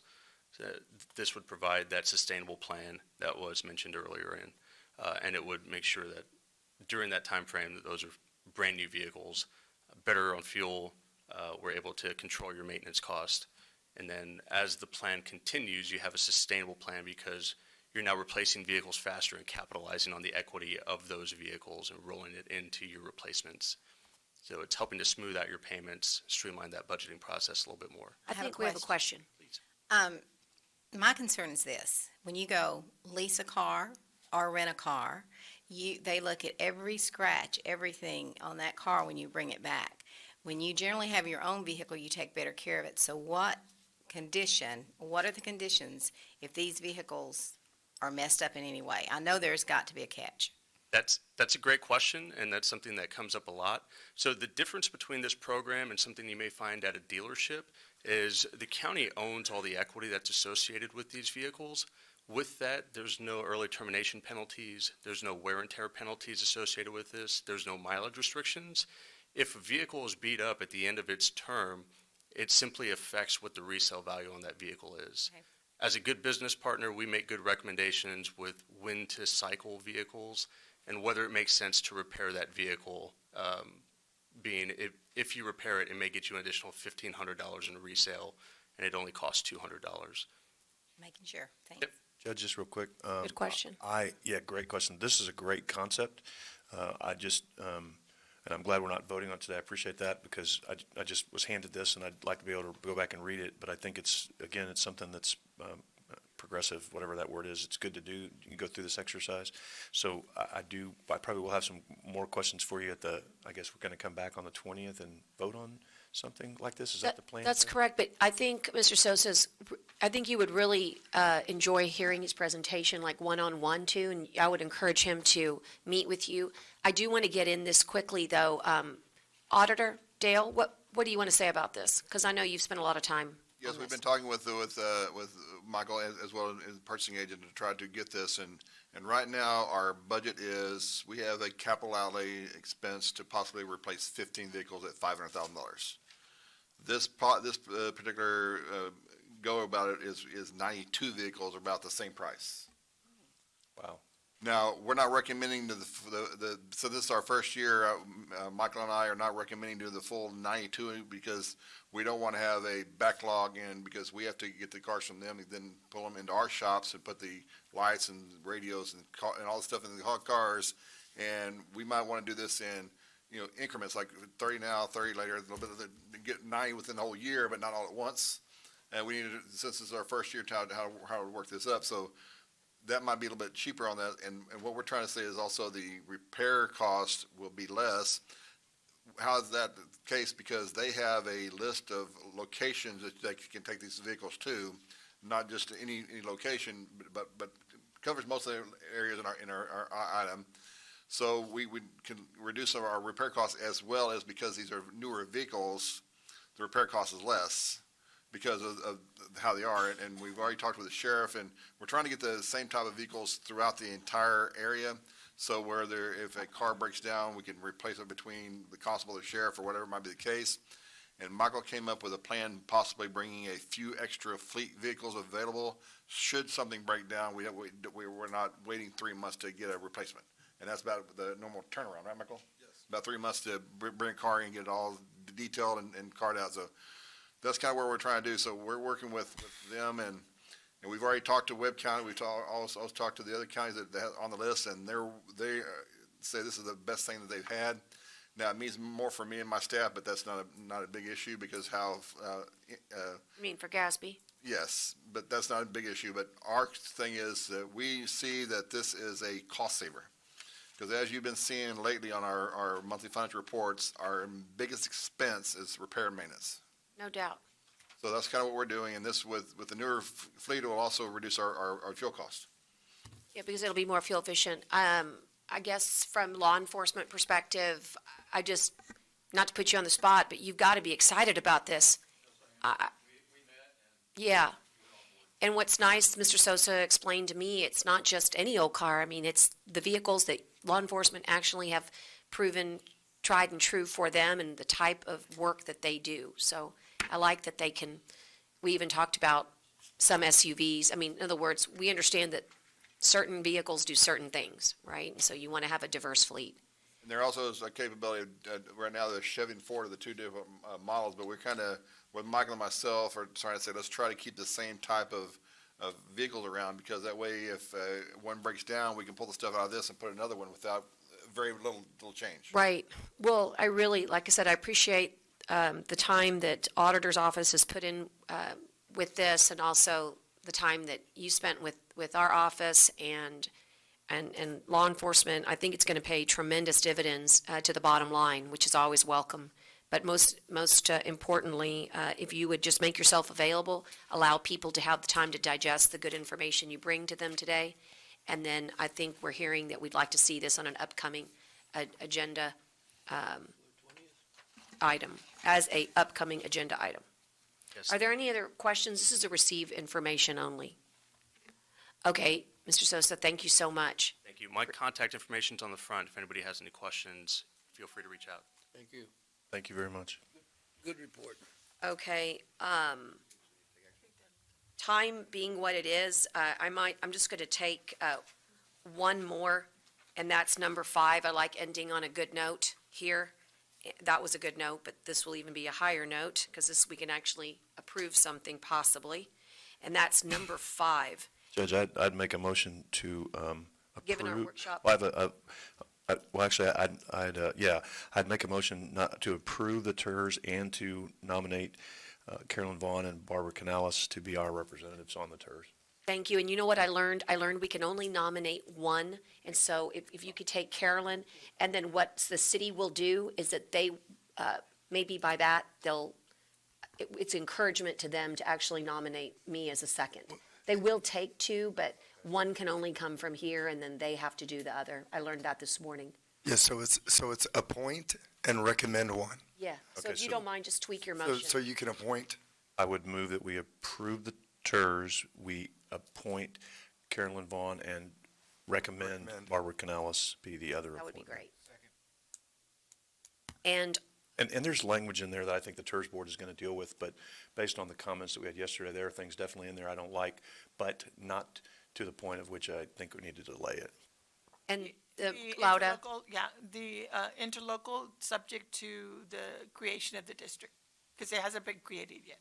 That's Whatever she correct. All this is subject to the paperwork. Is that part of my motion, is what it needs to be, whatever she said?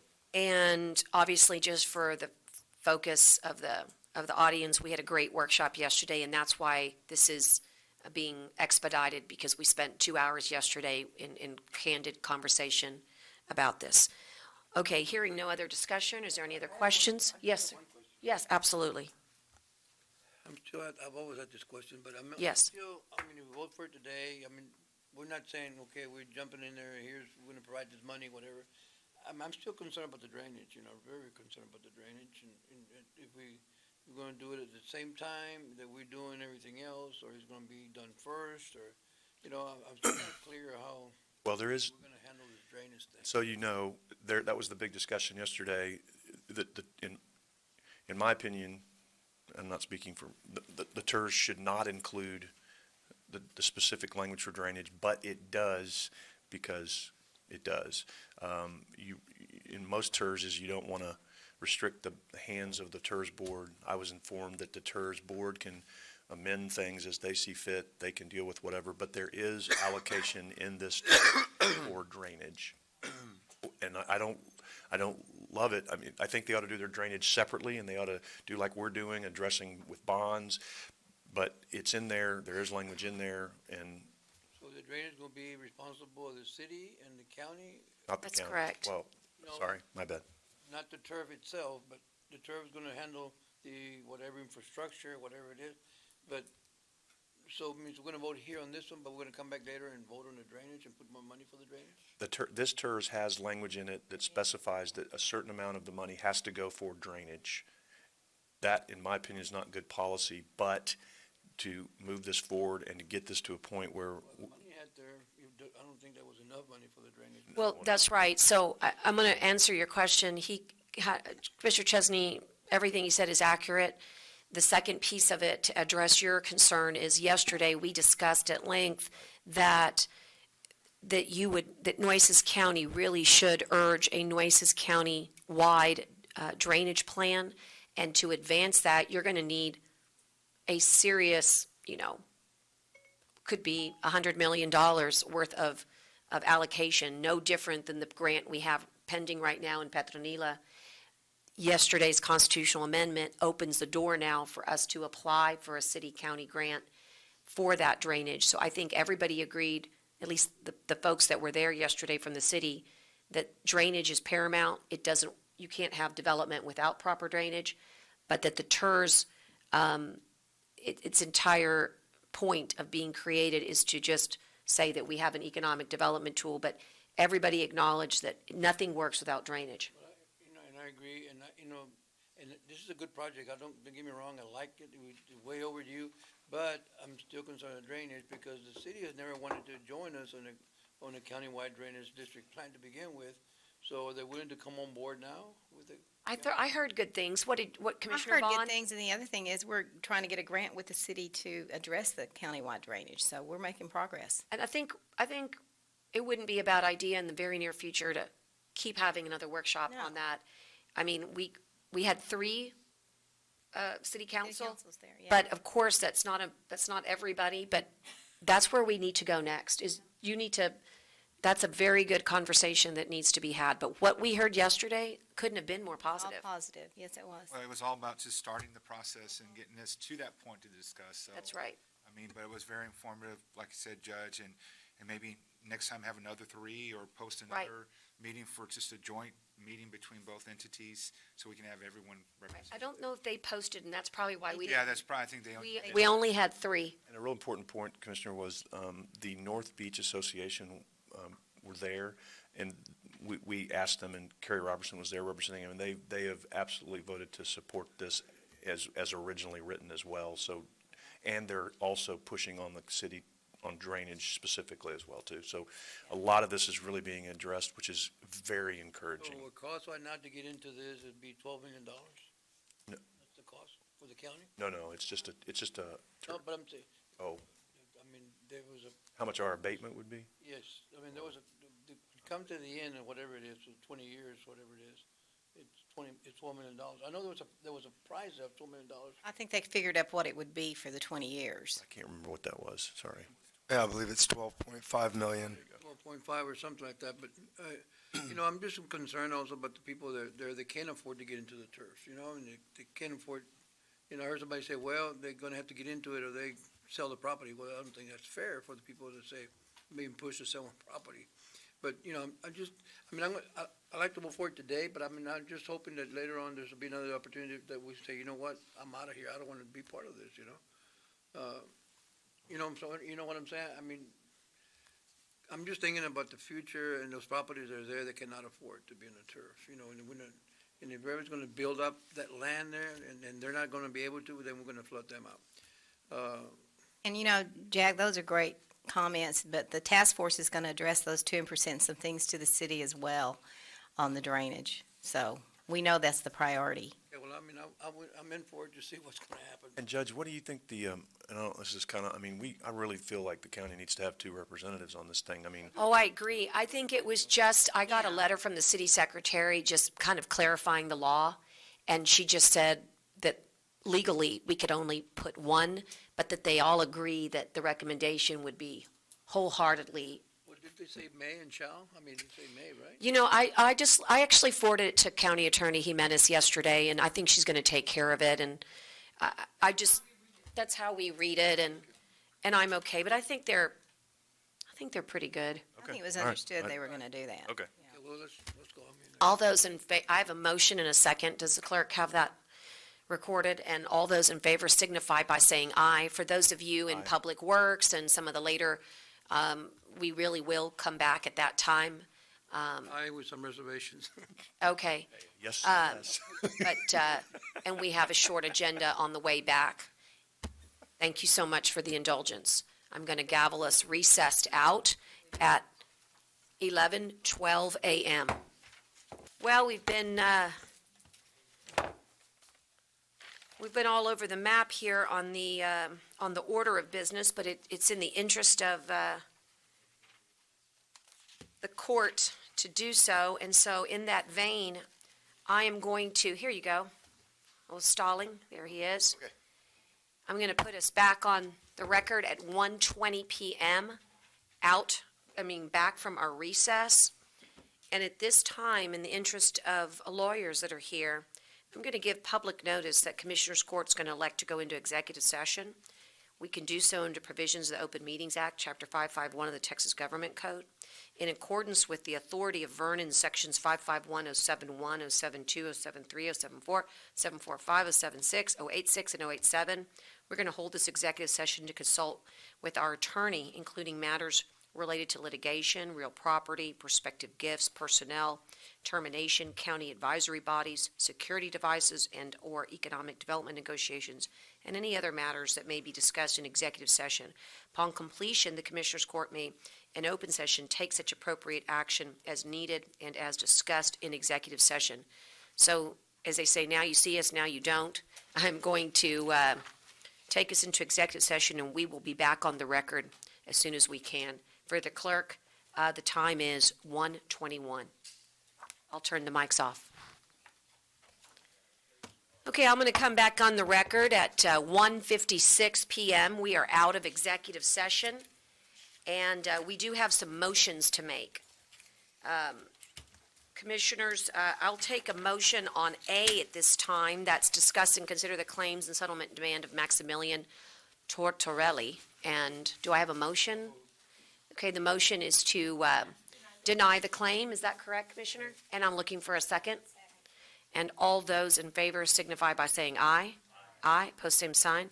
With regards to letter C, it was a consult, but it was also a discuss and consider an order authorizing the county judge to execute the professional services agreement with Phipps, Deacon, and Purnell to represent Nueces County in legal matters involving the prosecution of all pending and subsequent property tax litigation between Nueces County and Valero relating to tax years 2019 and maybe that's a typo, 2018, 2019, and 2020.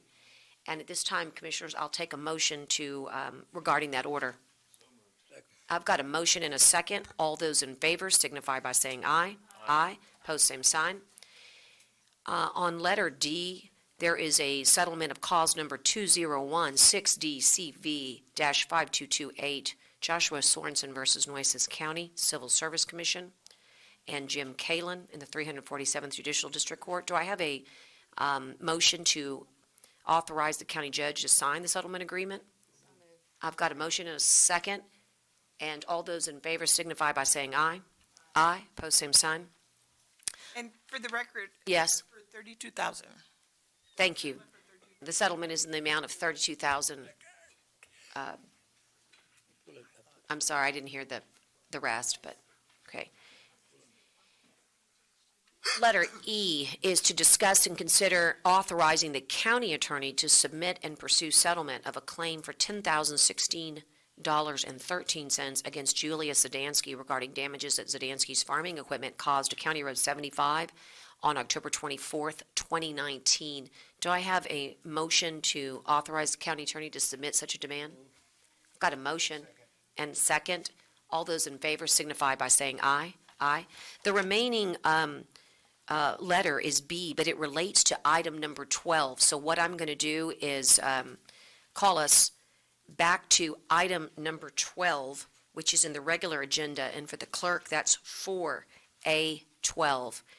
And that's to discuss the alleged inappropriate comments made by Port of Corpus Christi appointee Richard Dick Bowers at a recent meeting of the Board of Commissioners of the Port of Corpus Christi Authority of Nueces County, and any remedies available. And we have received in executive session a consult with our county attorney regarding the appropriate statute and the law. And at this time, I have some comments that I'd like to make on the record. I think they are comments that are reflective of my colleagues. And I know we have people here in the audience that I think may or may not want to speak on the agenda item, but okay. If you do, all you have to do is sign up. And the comments that I would like to make is that we believe, as a Commissioners Court, that these comments were very inappropriate, but they were also hurtful, and they were made towards a community that needs our support, that we wish to strengthen. And as a governing body and as an appointing body, we expect the highest standards of our appointees.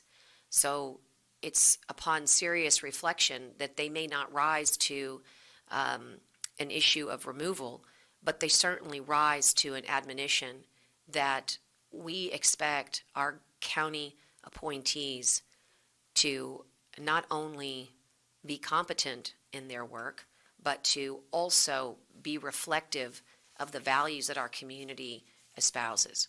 And that is respect, that is dignity. And we seek what I think we all want for our loved ones and our family members. And that's a community where we can all live together in a way that we're promoting and helping one another. And so when we as a body took this up as an agenda item, it was so that we could appropriately reflect that the Hillcrest community is incredibly valued here by Commissioner Chesney, Gonzalez, Mattis, Vaughn, and myself. And even though it's Commissioner Vaughn's precinct, it belongs to all of us here in Nueces County.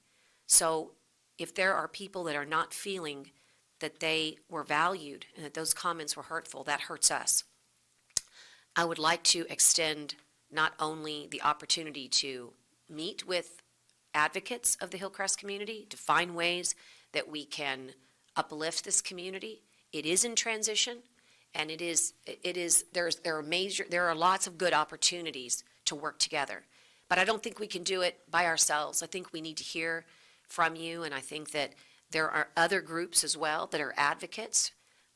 I know that Commissioner Vaughn and I kind of share a passion for Bayview Cemetery. This weekend, we're going to be in Bayview Cemetery with Voices of South Texas. And so I wanted to make certain that while I don't pretend that I'm a school teacher and I'm punishing but this body needs the people of Hillcrest to know that we do not approve of those types of comments. You are a treasure, not only in our history, but you are a treasure because you love where you live. And in my mind, Pastor Carrington, I know you're here. You represent this neighborhood in many, many ways. I've worked with you. I've worked with some of the groups. The bridge is a beautiful thing, but it has caused tremendous disturbance, and it's caused a lot of heartache for a lot of people.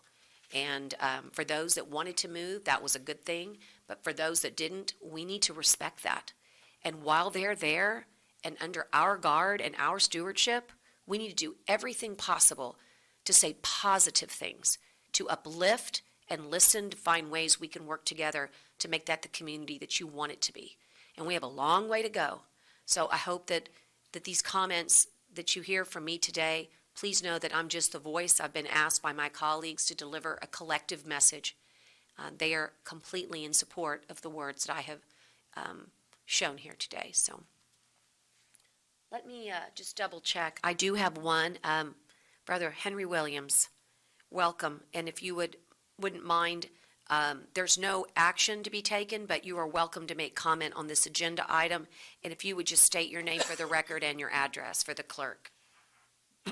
Judge and Commissioners, my name is Henry Williams. My address is 2422 Summer Street in the Hillcrest neighborhood. And I am one of those, I grew up in Hillcrest. And I am one of those who intends to live in the neighborhood.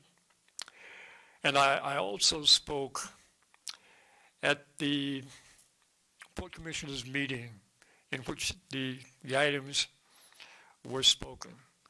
by Commissioner Bowers. Let me say this, and I will try to be respectful and to be somewhat brief. The importance of the words that we speak, especially as public officials, vitally important. These words speak life, and the Bible speaks of life and death in the words that we speak. And it's vitally important that we speak words of life. And to the Hillcrest neighborhood, we want to speak words, just as you spoke, Judge. We want to speak words of life to the neighborhood, to the people of the neighborhood, to encourage, to build, to restore, and to repair, and to our community. We want to speak those words to the Corpus Christi, to our city, because our city has a tremendous destiny. Hillcrest is a part of that. The county commissioners are a part of that. The port commissioners are a part of it. City government, county government, all a part of it. To be what our county and our city should be, and to be what our neighborhood should be. And let us speak those words of life, Judge, and I thank you for the words that you spoke. Thank you. You taught me what it means to say fitly words, and I thank you for that. God has fitly words for certain occasions, and we need to remember them. Words that are fitting. Yes. Thank you, Judge. Yes. Just as a last comment, and we'll move on, is I do want to reiterate something that happened, I guess, probably the last time I saw you all here, and that was that I received a message from Mrs. Hilliard, who is a county appointee, and her words were, "What can we do? I want to do something." I'm going to offer that as an invitation between a county appointee for the Port Commission, whose jurisdiction this really relies, kind of it started in, and ourselves as stewards of the county, and find a way maybe we could have an opportunity to get together with the neighborhood. To me, that's an invitation that really, we should walk through that door. Thank you so much. With that, I'm going to bring us now all the way back. We have some additional agenda items. Did anyone else, Judge? I don't know. Oh, I'm sorry. I just went on the public comment. Is there anyone else? Okay. Yes, I'll let you do that right after. You can do it right after you speak, Pastor. Tyner, would you mind? Greetings, Judge, and to the commissioners. Thank you very much for your words. I certainly take those to heart. Words do hurt.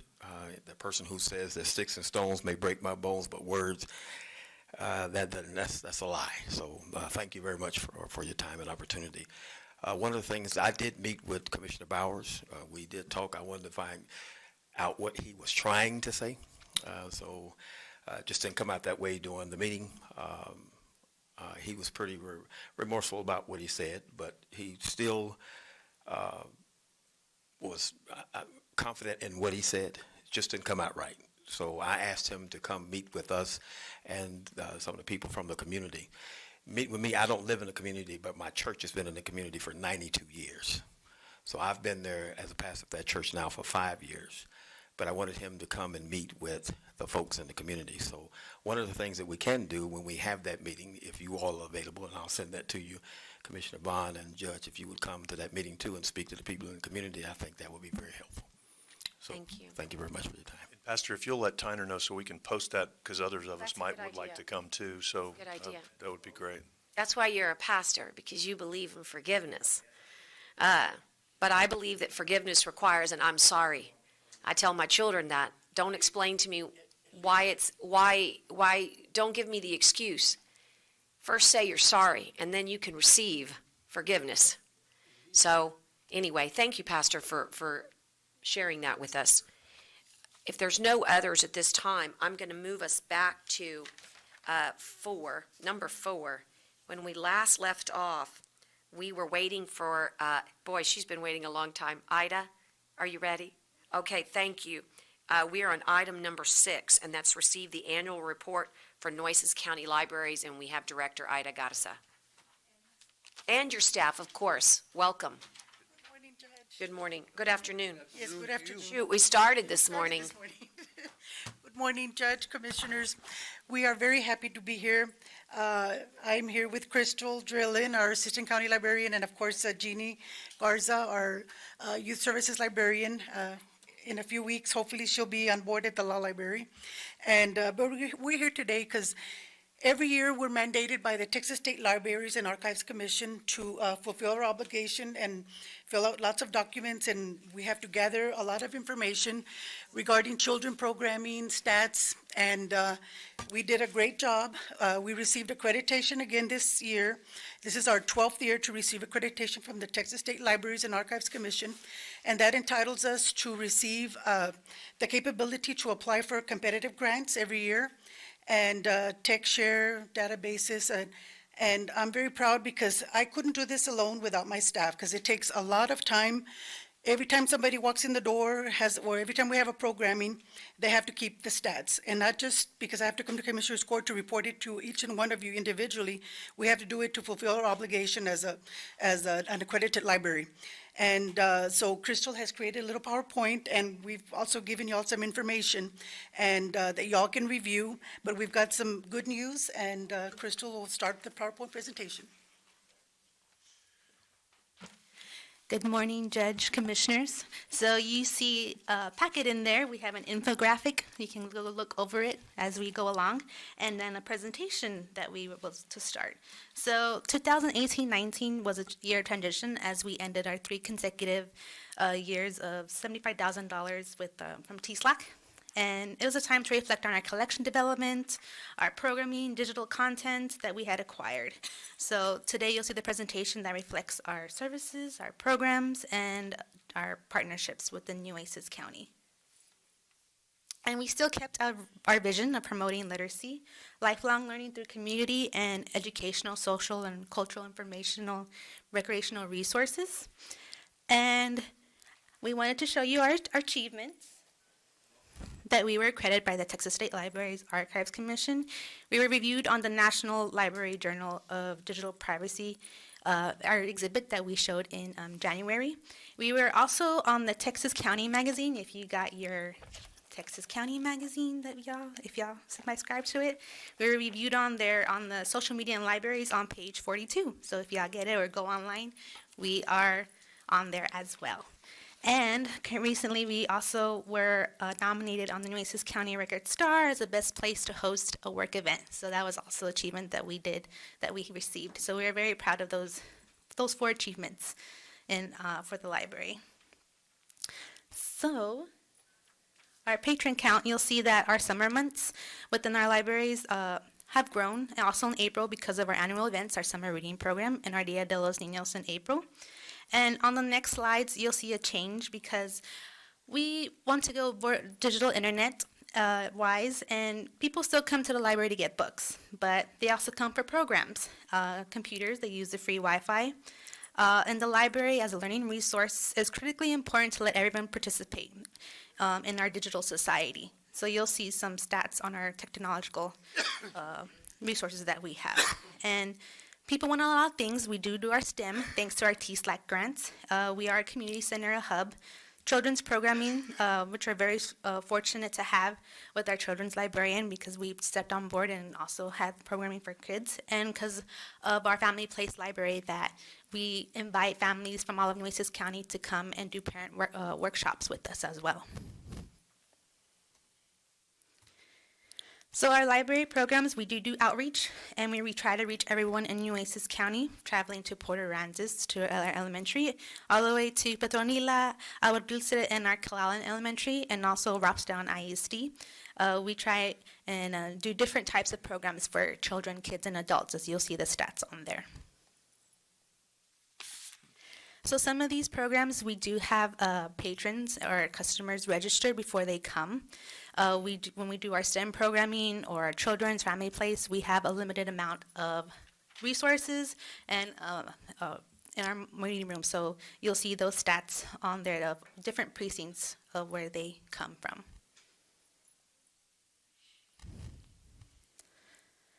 Our physical items that were checked out within the library are totaling up to 116,000, but you'll see a breakdown on there from Keach and Bishop. And these items are both from the libraries. And then you'll see our overview with our digital content, ranging from our Wi-Fi statistics, where people can bring in their laptops, iPads, mobile devices. They can reach the Wi-Fi outside of the library.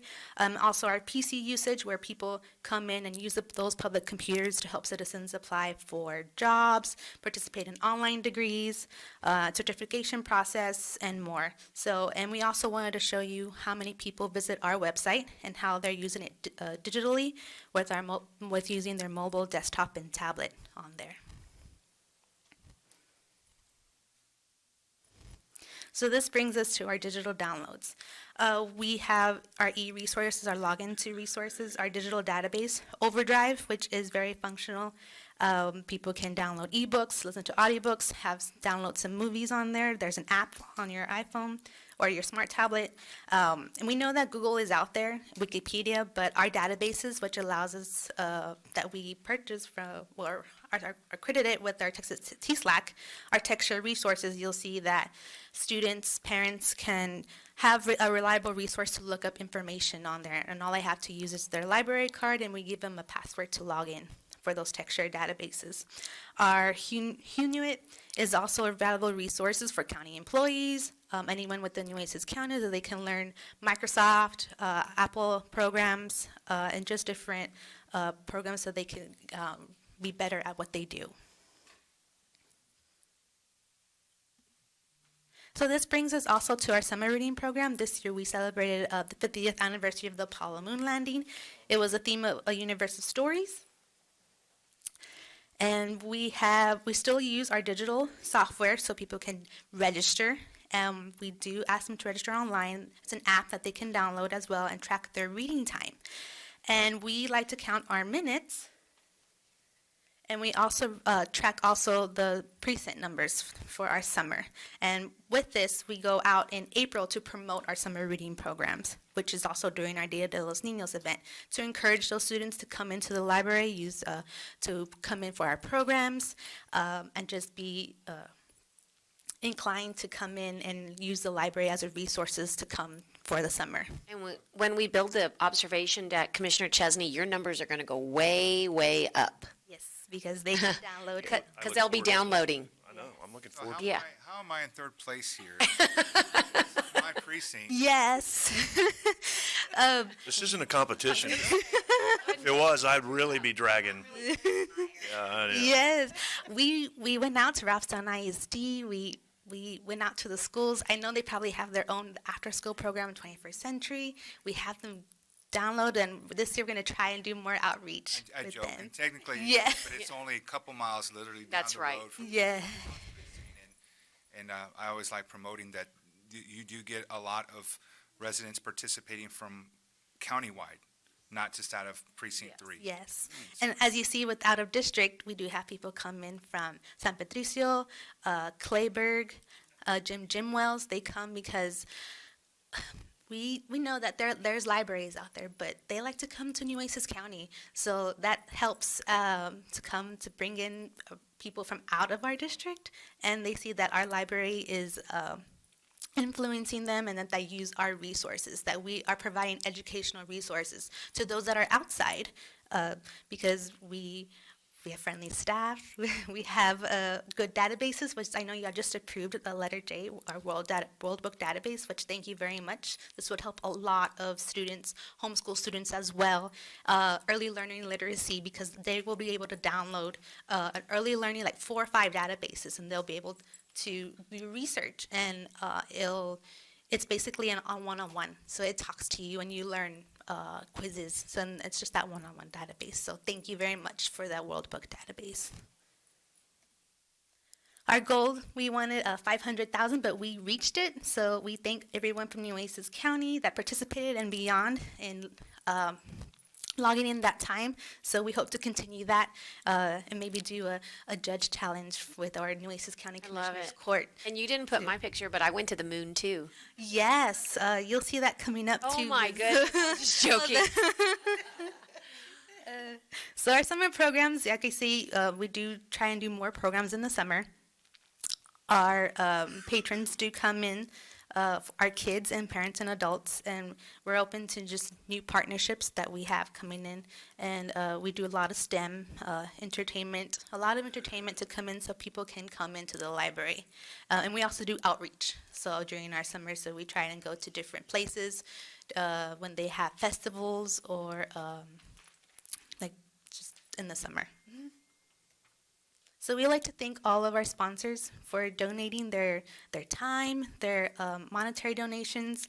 Commissioner Monish and Jack, thank you very much, because without you all, we thank you for providing us and providing the public for helping us get some prizes, incentives for doing the reading. And we do have patrons that comment that one of our summer reading program is one of the best, and because we offer very good prizes, because U.S. Ecology also donated, and we were able to get U.S. Fire tablets. So thank you to also Michael Robinson for helping us get that as well for purchasing. And I know I also put bookmarks on your pamphlet. We are getting ready for our next summer reading theme, which is Imagine Your Story. And we already had a bookmark contest in September. And I want to thank each and any one of you that sent a judge from your precinct. And also thank you to county attorneys for sending it. And Julie from Human Resources for coming, because you have the winners that you have on there. So I know the judge has 4, so if you want to see all the winners, you can see all the winning bookmarks. Yeah. Yes. So those are all. Our theme next year is going to be Imagine Your Story. So we'll be coming back to promote that as well.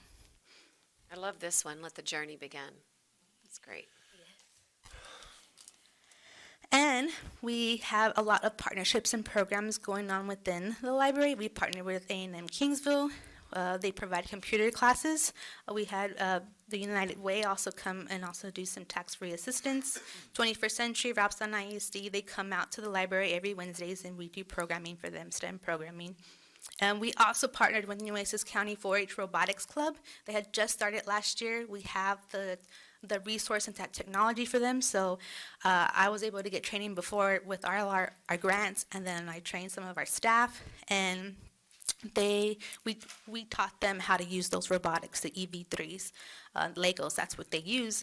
And they actually won. In behalf of Nueces County, they won 3rd and 1st place, I believe. So you'll see that picture on there. We partnered with Prospera Housing Authority, which our children's library, our youth services librarian, they go out. We do STEM programming for them. We do programs for them when kids go after school or during the summer. We partner with homeschool co-ops. They come and do a concert at the library.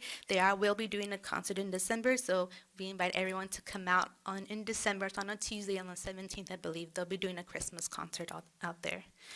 We also partnered with Nueces County Inland Parks for their Easter egg hunt. We went out there to do outreach, and we invite each and one of y'all, as we partner with Nueces County Inland Parks, with our story walk, and you'll see that flyer in your pamphlet way in the back. That will be next Wednesday for our ribbon cutting event. We want to say thank you to Inland Parks Director Edward and Assistant Parks Director Sly, because they're helping us provide the service to promote health and literacy to Nueces County. And we hope to open more first of the many story walks within Nueces County Inland Parks. So we invite each and every one of you to come out to this ribbon cutting event next Wednesday at 4:30 p.m. We also were very fortunate to get a grant from TSLAC because we are accredited.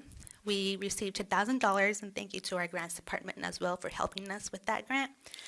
We got sensory backpacks. So you'll see that flyer at the very end of your pamphlet, that we will, coming soon in December, we will be providing sensory backpacks. So books, sensory items, tips, worksheets on there for people of all ages to come in and check them out.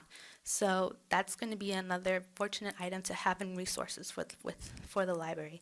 So we invite everyone, each of y'all, to follow us on social media, Twitter, Facebook, Instagram. We post a lot of images, programmings on there.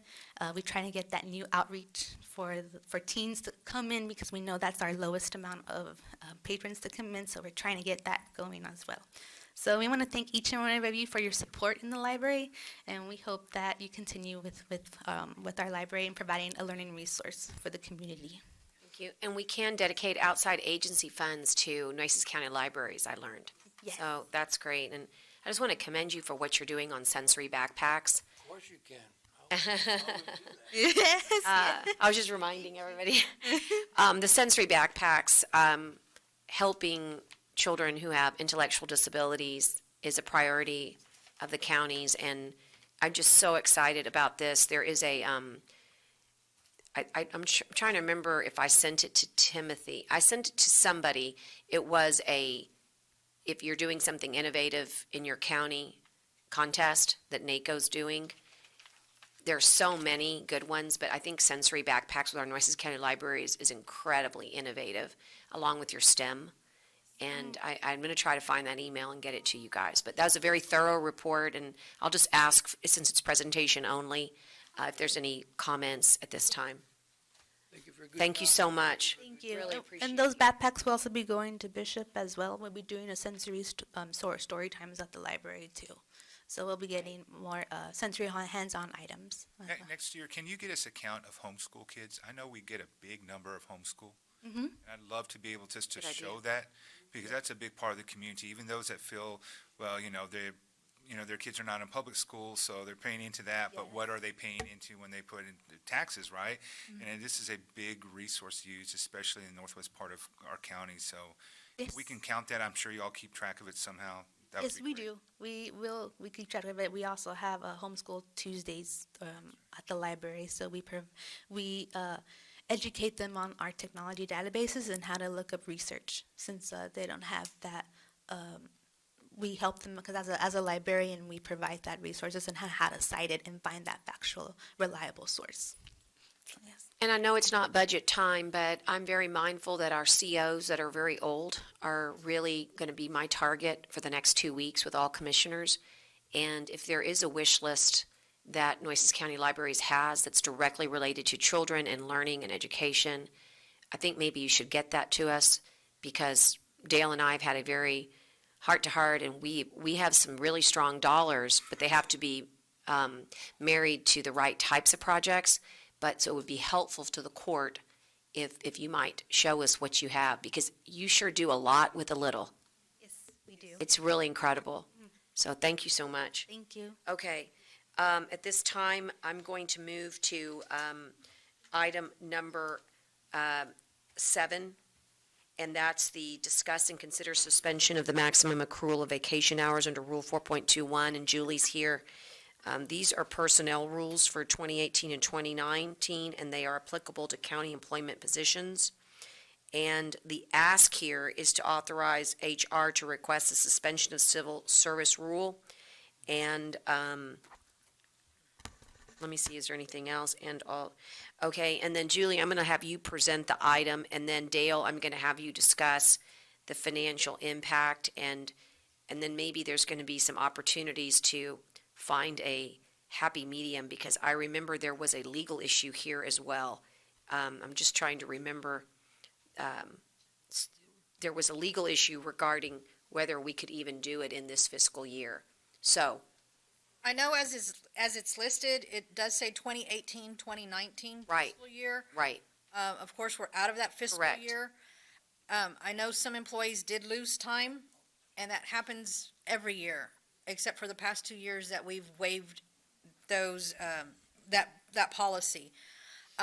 However, we did waive that policy prior to the year ending. So now we're well into the new year, and I don't know, Dale's department is the one that keeps track of that, of the hours. So I don't know if he would be able to reinstate those hours back to the employees. He said, Well, the only If it's one we even waived capable. was for the law enforcement that brought their information up, and the court managers for the district and county courts. No other hours were waived. We've closed the fiscal year books for 18-19. There's no way of going back, since we've already processed the year-end reports. We already made the official calculations for our bounces, and we've already made two payroll processes for the current fiscal year. So there's no way of adding hours back. And that Those was the that are- legal that issue lost I it was were not talking exempted. about. Okay, So the ones that have in 2019, we can do it in 2020. Yes. Correct. But, Well, do we need to just look at a new policy? well, currently the policy states that, employees can only carry, employees having more than 240 hours, accumulated after September 30th of each year will lose those excess hours. We'll lose 240 hours? You can only have Anything 240. above 240. Anything above 240, you lose those. 240 vacation hours. You get set back to 240 at the fiscal year start. and law enforcement's a real exception to this rule because of the fact, in my mind, that they're having to work incredible hours, and there was very overtime, a lot of high jail population during the summer months. Anyway, we certainly made that exception. Dale, I think the one thing that I was wondering is that there's been sort of different schools of thought about the financial impact, some concern raised about financial impact. I was going to ask you to address that. And then if there is a big burden in financial impact, is there a way to create a policy where we could say, for example, okay, once you recognize that you've gone over, right, the 240, then you have 90 days which to use it or lose it, so to speak. The policy is not like that. You can, on October 1st, the most you can have is 240. Okay? And then it can accumulate up to 300 hours possibly for that year. But going back to September 30th of the following year, you have to take it down. If not, you lose it. So the system allows you to go over the 240 within the year. But- However, when you're closing out the end, you're That's it. only going to close out with 240. So you either use it or lose it Got within it. that 1 year period. And so, And employees can see how many hours they're accumulating, because it's the same according to how many years of service you have with Nueces County. And it's on everybody's paycheck stub biweekly. Can you see it? They have to Yes. work with the department heads are the ones that gotta work with them. Well, every pay period, a department head or a supervisor or the timekeeper gets an account of how many hours each employee has. So they can start telling them, here it is, you're getting close to the end of the year, you might want to start scheduling some time off. If not, you're going to lose it. so do you think this is a reasonable policy? That's what I'm trying to figure out. Do you think this is a reasonable policy? I mean, I'm just asking, but based on your expertise in other counties and so forth and so on. I mean, I think it's fairly reasonable because we know of it and we know it needs to be managed. Okay. And we have a whole year to manage those 240 hours plus whatever you're accumulating. Managers know of it, employees know of it. You use it or you lose it. Well, and I want people to use it. I don't Of want people course, to of have it. course. My thing is, what, not to anyone's fault, I think just the system over the years is, we have lower pay, which means we have turnover. We have fewer staff, which means more workload. So you have all these issues that really add up to, maybe it's not a reality, but the perception to a lot of workers here is, I've got to work or I'm going to be behind. That work's not going to, no one else is going to get it done until I get back from my leave or anything like that. I saw it at the state. That happened at the state a lot. It happens a lot when you have turnover and retention issues. And so I think that's part of it. Now, I'm not saying that going forward, we just make the stance known, hey, we're not going to do this from here on out. But we know still at the end of the year, we're going to still get requests and it's still going to come before us. But, I think it's part of that. And I'm not trying to make excuses or say that we shouldn't stay with the policy that we have, but that's just kind of part of the problem, I think, in my opinion, my observation, and what I've had workers come to me and talk to me, and just what I've seen. So that's just my concern as we deal with not making exclusions. I mean, there does need to be a point, and when do we say when? But I can guarantee you there's positions and employees here in the county that feel that they can't or they don't have time to take off, or that the time of year that, August, September is a really tough time, especially when we're talking about budgets and working on things like that. So that, I think, all leads up to why we're getting these requests. And we should know, hey, we make accommodations for one, it's gonna, it's gonna trickle down all the way down to everyone else, in the ranks. So, We can I'm glad we're definitely- having this discussion. I feel that I was hope that we could do something about it. Obviously, we can't, since we're already removed from the fiscal year, but, I mean, I think this gives us a great chance, Judge, to look forward to the next year to see, do we just keep this policy in place? Do we just make a general statement, we're not gonna be able to, we're not going to make any accommodations, so plan now to get your leave? I don't know. I think we may need to have more discussions on this. Okay. But, that's just my thought on it. Commissioner Ron. Okay, when you have a policy, you have a policy for a reason. Everyone knows what the policy is. In the real world, we all plan our vacations, and it's not your responsibility to tell them how many hours they've got. I think it's their responsibility to keep up with it. So, I mean, we have to have a policy. We just can't keep saying, okay, let's change this to accommodate. We have a policy for a reason. We could definitely change the number of hours, or we could do away with the number of hours and allow those hours to continue to accrue. Our sick leave does accrue without a max. It does not have a cap on it, our sick leave. The only problem is when somebody leaves Nueces County, they're only paid out 96 hours of vacation time. So if they were to have more, then what would happen is that they would ask their department if they can be on vacation for the latter part of their term here, which may be 2 weeks, 4 weeks, 6 weeks. And so the employee is left on vacation time, and the department is left without an employee for that period of time. So that's just the real issue that I do see, if anything. But that doesn't mean that's always going to be that way. I mean, sometimes people don't have up to the 240 anyway, so. As a suggestion, since we can't do anything on this one today, maybe what we should do is just ask the HR director to review the policy. If you deem that we're not doing something right, bring it back to us. If you think it's okay, okay, unless one of the commissioners has a specific suggestion, because that's what we have you for, so, I mean. And also work with the auditor, because I've been cautioned that this could create a financial impact. Sometimes it does, sometimes it doesn't. Well, there's not a real true fiscal impact, as Judy was saying. The number of hours, it doesn't really add any value to their employment side, because once the employee leaves, the regular employee will be paid 96 hours for when they leave, and law enforcement will be paid 102 hours when they leave. So regardless of the number of hours, the only thing that does is increase our liability, what we call compensated absences liability, in our year-end books.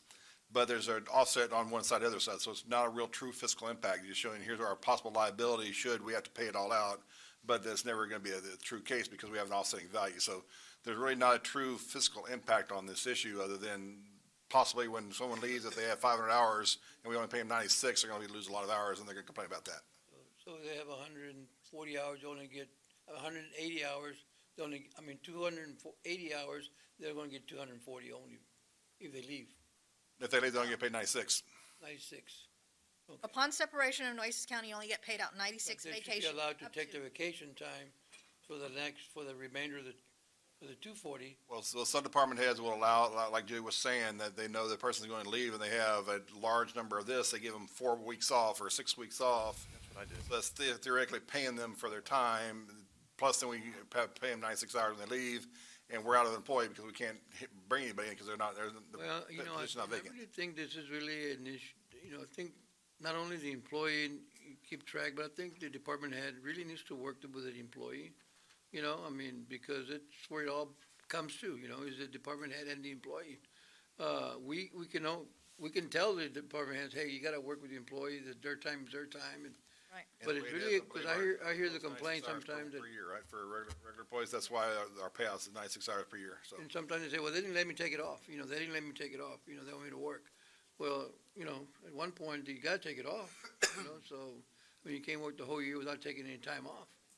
So, On the plus side also is Nueces County is able to bank our hours of overtime instead of paying them out. So employees have comp hours to use as well.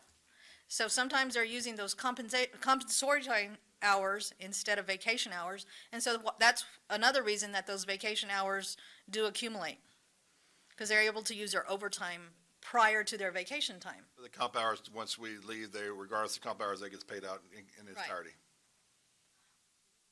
my point is that they have vacation hours and compensatory hours also. Their overtime hours. Well, Is there a limit on the comp time?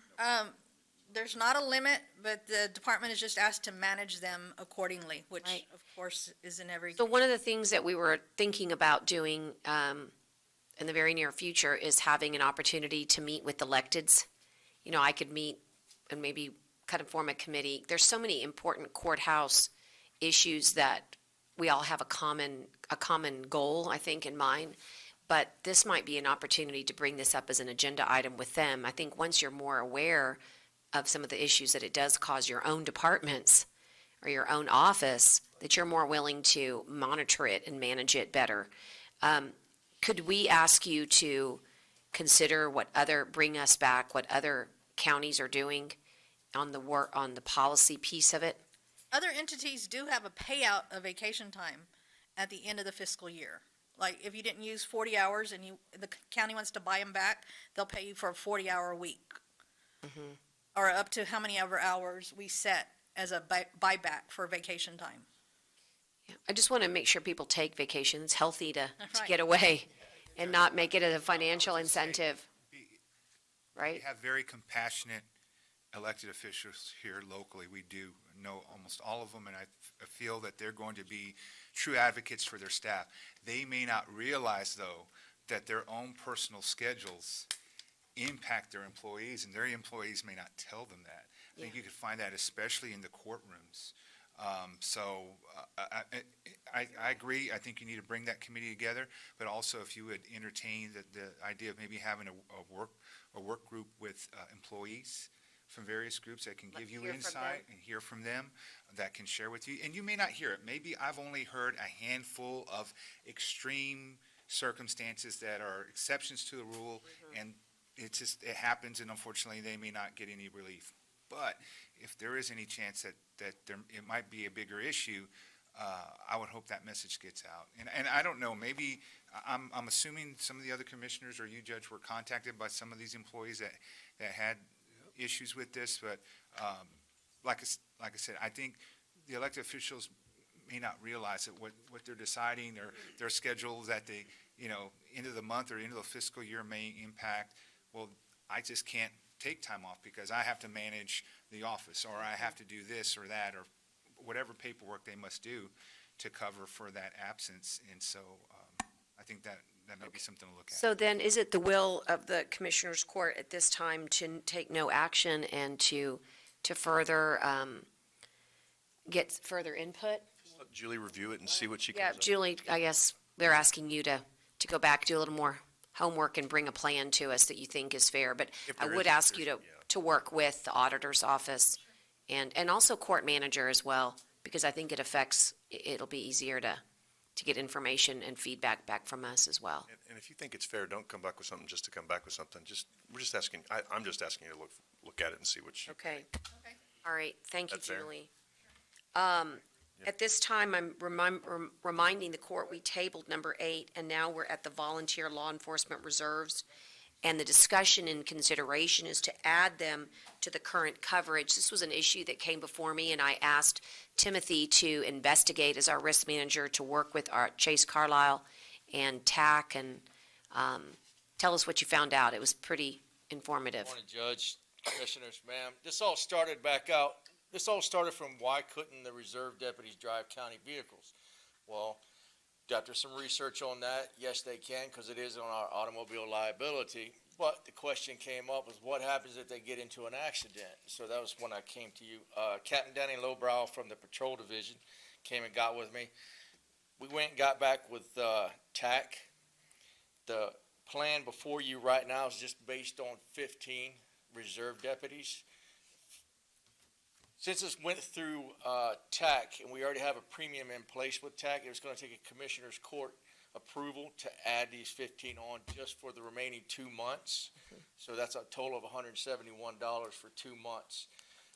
The addition for those 15 deputies for the 2020 workman's comp coverages is going to be a little under $1,100. But that's just based on 15. I talked with Captain Lowbrow, the sheriff likes to come up and elaborate on this. In the event, if we do get this, our policies for 2020 are at the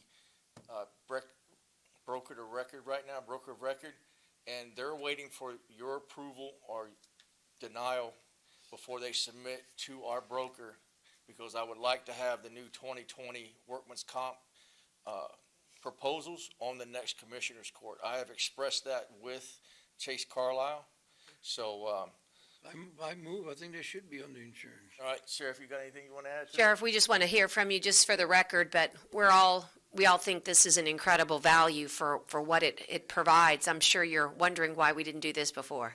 You know what, and if that's where you are right now, I probably shouldn't say anything. But I'm gonna take this opportunity. Would you guys come up here? Well, it's nice to be able to recognize what these folks are doing for us. You had me at hello, is that right? I think there's a lot of, maybe a misunderstanding about what a reserve police Deputy. officer is, a Good point. reserve deputy. And like on the fire side, they used to call them volunteer firefighters, and now they call them unpaid regulars. And that's exactly what these gentlemen are. They're unpaid regulars. Most of y'all don't know it, but the uniform in the back of the room, just about every court, Deputy is Vasquez. a reserve. He's an unpaid regular. And the only difference, when there's a critical incident and everybody else is running away, we're the ones running forward. And the only difference between me and them is I'm being paid. They're volunteers. And so I was a little surprised when I got over here to find out that if one of these gentlemen, and they have families, they have children, they have financial burdens and responsibilities like all of us, if one of them is out there working in this uniform, the same uniform that I wear, and they get injured, they're on their own. And so I did have the conversation with Chief Markle. They do supply that benefit for an unpaid regular in CCPD reserve program. The unpaid regular firefighters have this coverage in their line of work. And so anyway, I'm glad to hear that y'all are looking positively at this.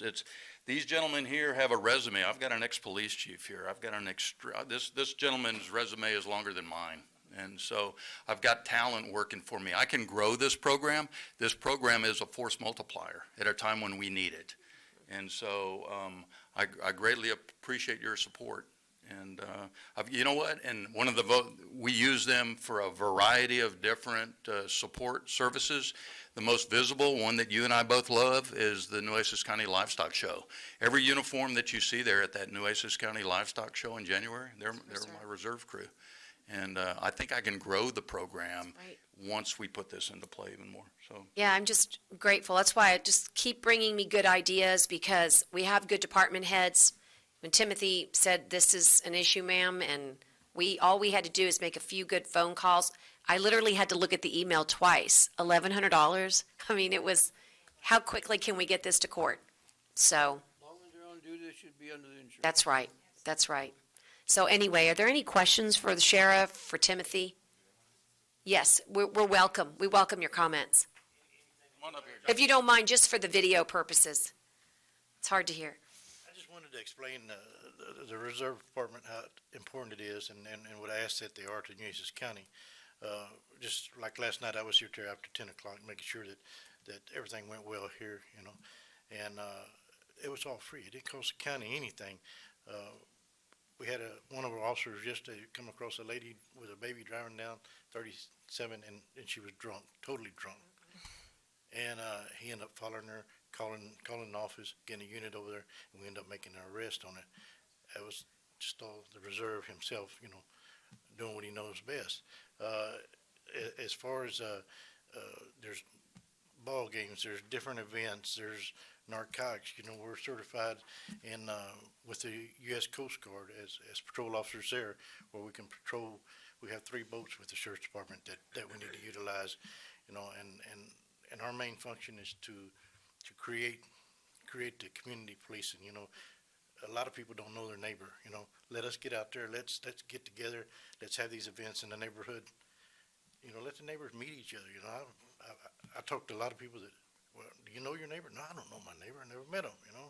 How long you been? 10 years, and you don't know your neighbor? That's just crazy. So hopefully with the Sheriff's Department we can get together. And build the community and make it a better, safer place, you know. We have one guy that works with us. He goes out and checks on the sex offenders, and that's another problem that we have here in Nueces County, a big problem, that with him coming out and doing that for free, because we gotta admit it, we just don't have the manpower to do it, you know, to have a guy go out all the time and check on these sex offenders. When you do have somebody who wants to come out and do it free, hey, hats off to this guy, because he's good at what he does, and he helps the sheriff's department out by doing it. And he's not here today. Benny's not here, no. But he does it free too. He's a reserve, and anything that these guys do is greatly appreciated, you know. And anything that we can do to help Nueces County out, help you guys out, pick up the phone, call us, because we're there at your beck and call, you know. We appreciate you guys too. We feel good and safe and appreciative, and just, this is great. I hope you can grow this program, and there might be other things that we can do, other incentives that we can do that are bang for the buck, so to speak. Sheriff, maybe you can think about that, and we're very, very appreciative. I'm glad also, I know you've been waiting all day, and thank you for that. And sometimes the patience that you exhibit is the same patience you have with the citizens, and how you manage to keep law and order. So we really, really thank you. And sometimes we save the best for last, so that's how y'all should feel about it. Thank y'all. Yeah. You know, when I started my law enforcement career, I was a police reserve officer in the police department. Now I don't know why I got out, because I was never paid. It used to be, I worked for the sheriff's office back in 77, 78, way back in then, the Solomon Ortiz days. You know, we had everything in place. We had it then. I don't know what ever happened to it, why we lost it, but as far as I was concerned, I was always thought we recovered. It'd be like escorting you to the car last night, and one of the, somebody jumps out on the other side, and we get in a confrontation. He gets the best of me, which I don't think is going to happen, but if he was to get the best I'll of me, protect you. if he was to get the best of me and I got hurt or something, I'm thinking, you know what, I just jeopardized my whole family and my kids, my grandkids, just by, getting in an altercation with somebody, when it's going to happen to you, you can't avoid it, Never know. Yeah. We appreciate it. Really Motion do to approve. appreciate it. I've got a motion and a second and a resounding, I hope, aye. All those in favor signify by saying aye. Aye. Thank you. Thank you. We'll make that's a directive to Timothy. You just need to get the information to Carlisle. Okay. Number 10, you'll recall, was also tabled. We'll bring that back on November 20th. We now have an order to consider prohibiting outdoor burning of the unincorporated areas pursuant to Section 352.081. Judge, the current order expires tomorrow, 90 days. We're at 588 on the scale, so it's still very dry. Right.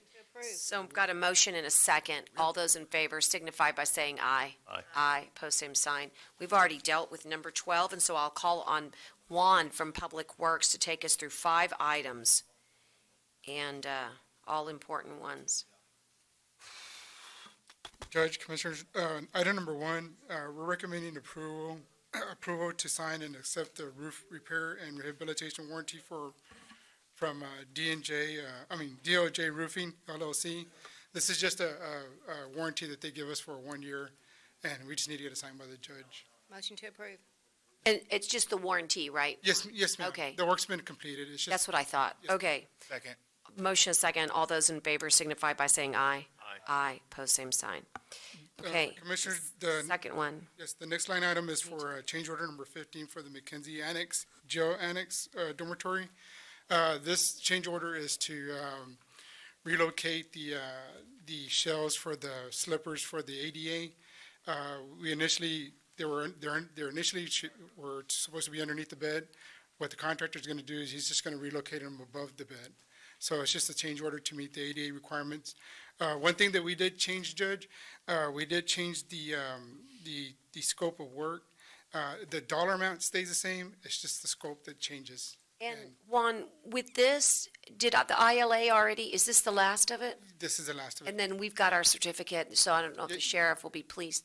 Yes, ma'am. We're ready now, Sheriff, with this last Yes, for inside the dormitories, this is the last thing. It's just one last item that we're probably gonna do, on the parking lot, and that's it.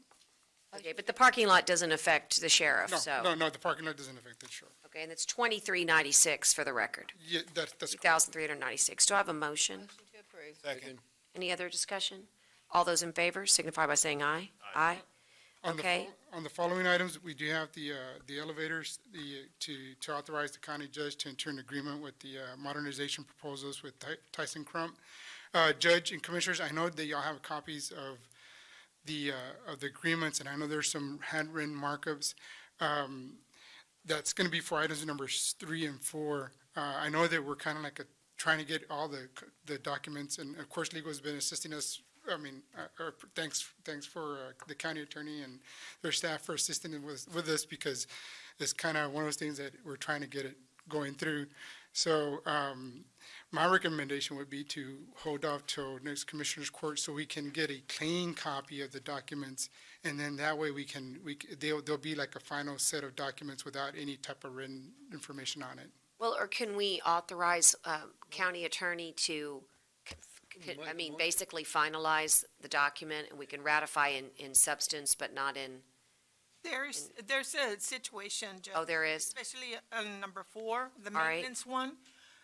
There's a provision in there that we had completely deleted, and basically says that if we don't pay in time of 60 days, then they can suspend, or they can liquidate, basically enhance, or I don't know what the terminology is. Accelerate there, thank you very much. Accelerate the contract, and basically you'll have to pay liquidated damages. Table it for the next meeting, or what? Yeah, if you can give us an opportunity to discuss that further with them. We'll move. Second. Judge, is that all right? I mean, yes. I just, you haven't had a chance to talk to them about their position on that? Not on that one, no. Yeah. We've been going back and forth, and it's almost there, but obviously they were on this agenda, so we didn't get that opportunity. Right. I just want to point out that certain things are green dotted around here. It will take over 24 weeks from the time that we sign. And with the holidays coming up, I'm going to ask your indulgence and favor to make this the one thing that you really work on. And I know that it takes two to tango, and you've got to get their acquiescence, but there's got to be verbiage. And of course, maybe you could put the reasonable language in there. But in other words, if we don't pay in 60 days, there be a reasonable. And it is possible that we may not pay in 60 days, depending if it's paid out of the public works or through auditors. I mean, it takes time sometimes, and so you don't want to, it's a risk. Right. That's why we want to get the opportunity to. And Dale, is that accurate? It would, because I don't know most business. I wouldn't want to wait for 60 days plus in my business. I mean. It shouldn't be an issue, but as Laura was saying, sometimes the invoices get misplaced in certain times. Once it gets to my office, we process it within a week or two, so it shouldn't be too long, but. Right. Well, maybe you can organize a 90-day, but certainly we ought to be held accountable for a 60-day invoice. I mean, I think that's, to be honest with you, the teeth is that you're supposed to pay within 60 days because they can't do business unless we pay our bills on time. So I think if you could negotiate 90 days, that would create the buffer zone, and it would create the teeth that. And that's the only issue. Okay, sounds like. Want to go ahead and restate the motion to the December meeting, or do you leave it? I'll have to be honest with you. I'd be willing to do a special on this. Why don't you you can table it to December, but contact our office the minute you have an agreement, and I'll call and see who can come and do a quick special. We must get these on order. I mean, they're just, it's just sad how many weeks it's going to take. November 20th? Oh, okay, we do have one on the November 20th. You scared me, you said December. Okay, November 20th. Again, it's just, we've been at it for 45 days. Yeah, and that's still wasting a couple of weeks, so I'm with. It is, just as soon as if you get lucky and they will respond quickly and favorably to your satisfaction, if you'll let us know, there might be a very good opportunity where we're all here for some other reason. We could do a special and get this accomplished, so we can get it on order. Okay, that takes care of which ones, Juan? Three- All of them? No, 3 and 4, Judge. 3 and 4. Yeah. Tabled for the clerk, I need a motion, and a second, please. I already have a motion already. Okay, then a second. And all those in favor of tabling till November 20th pending this resolution with the county attorney, signify by saying aye. Aye. Aye, post same sign. And that's I don't the same for 4, correct? That's correct. I need another table for 4 number and 5, or? 3 and 4. So moved. And a second, please. And all those in favor signify by saying aye. Aye. They're all, those are related. 5 also, did you say? Or no? No, no. He's going to present 5. Item number 5, we're recommending for the contract for work order for tower elevators doors under the Omnia Partners contract, with Tyson Crump, and we're recommending the contract to get approved. So this one is okay, Laura? All those, I'm sorry, I took a motion to ratify. And a second? Okay, this is, And we'll discuss. just one question. I'm sorry. Go ahead, I said we'll discuss it. This is the tower, we're gonna replace it, or you're gonna? This is the one for the towers, Commissioner. This is the 4 elevators in the tower. This is for the doors only. The other ones, the item number 3 is to do the whole.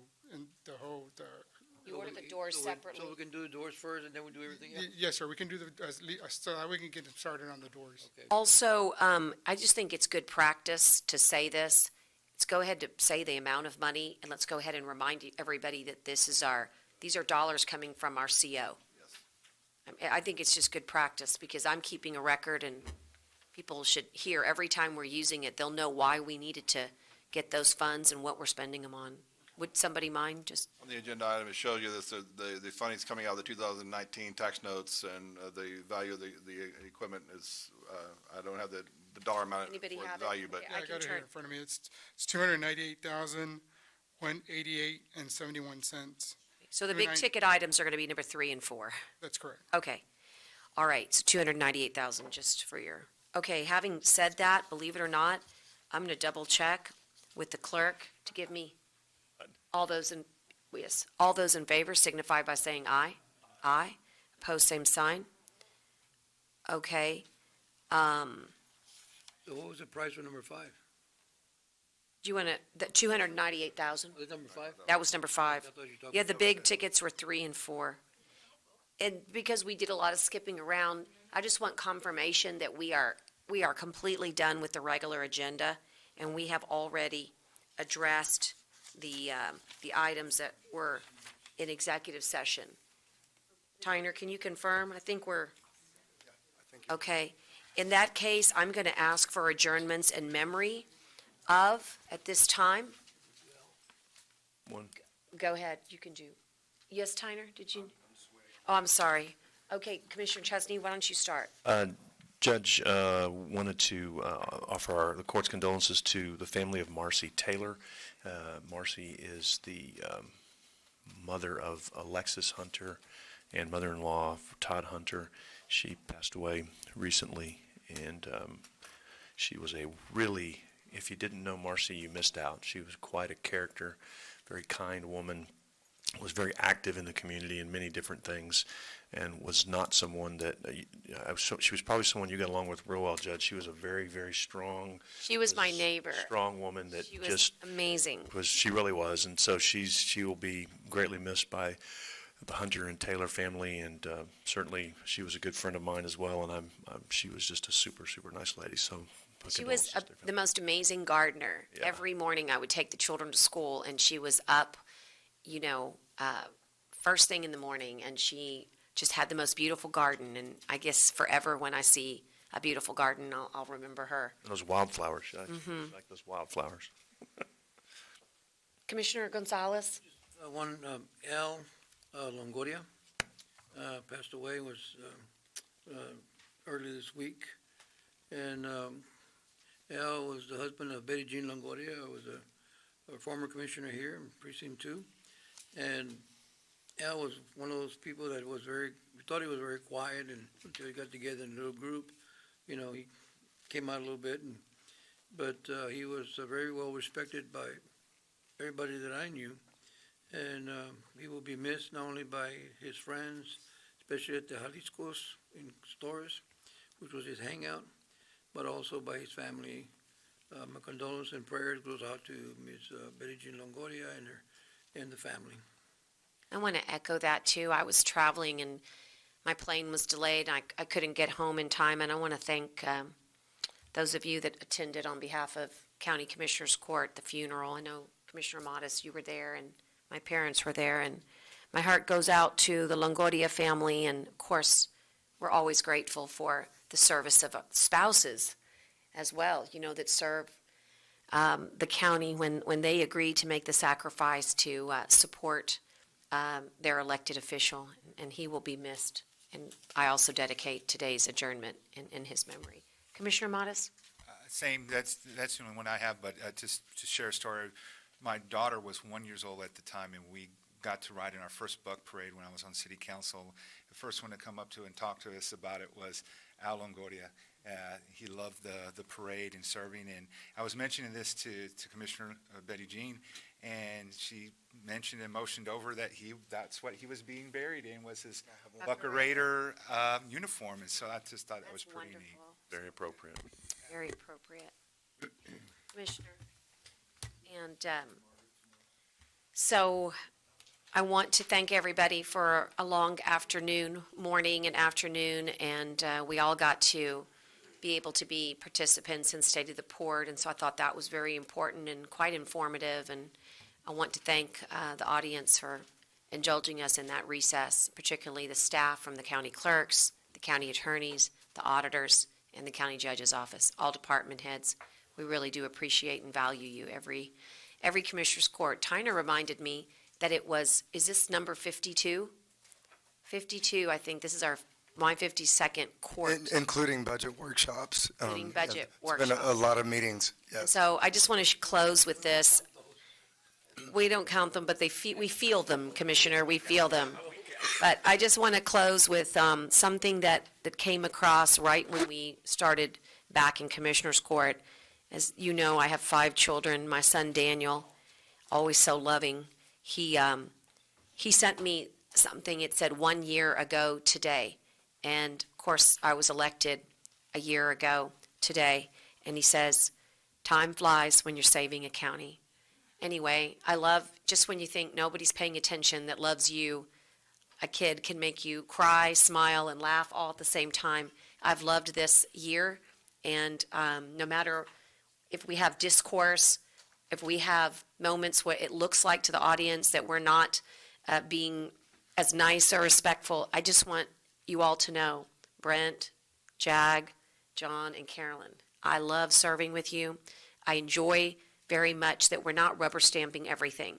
Let's make sure that we're always doing the people's business. So while I'm going to encourage respect in our conversation, I just want you to know that my son put it all in perspective to me. I think we all love serving this county. So thank you all very much for a good day. See you next time.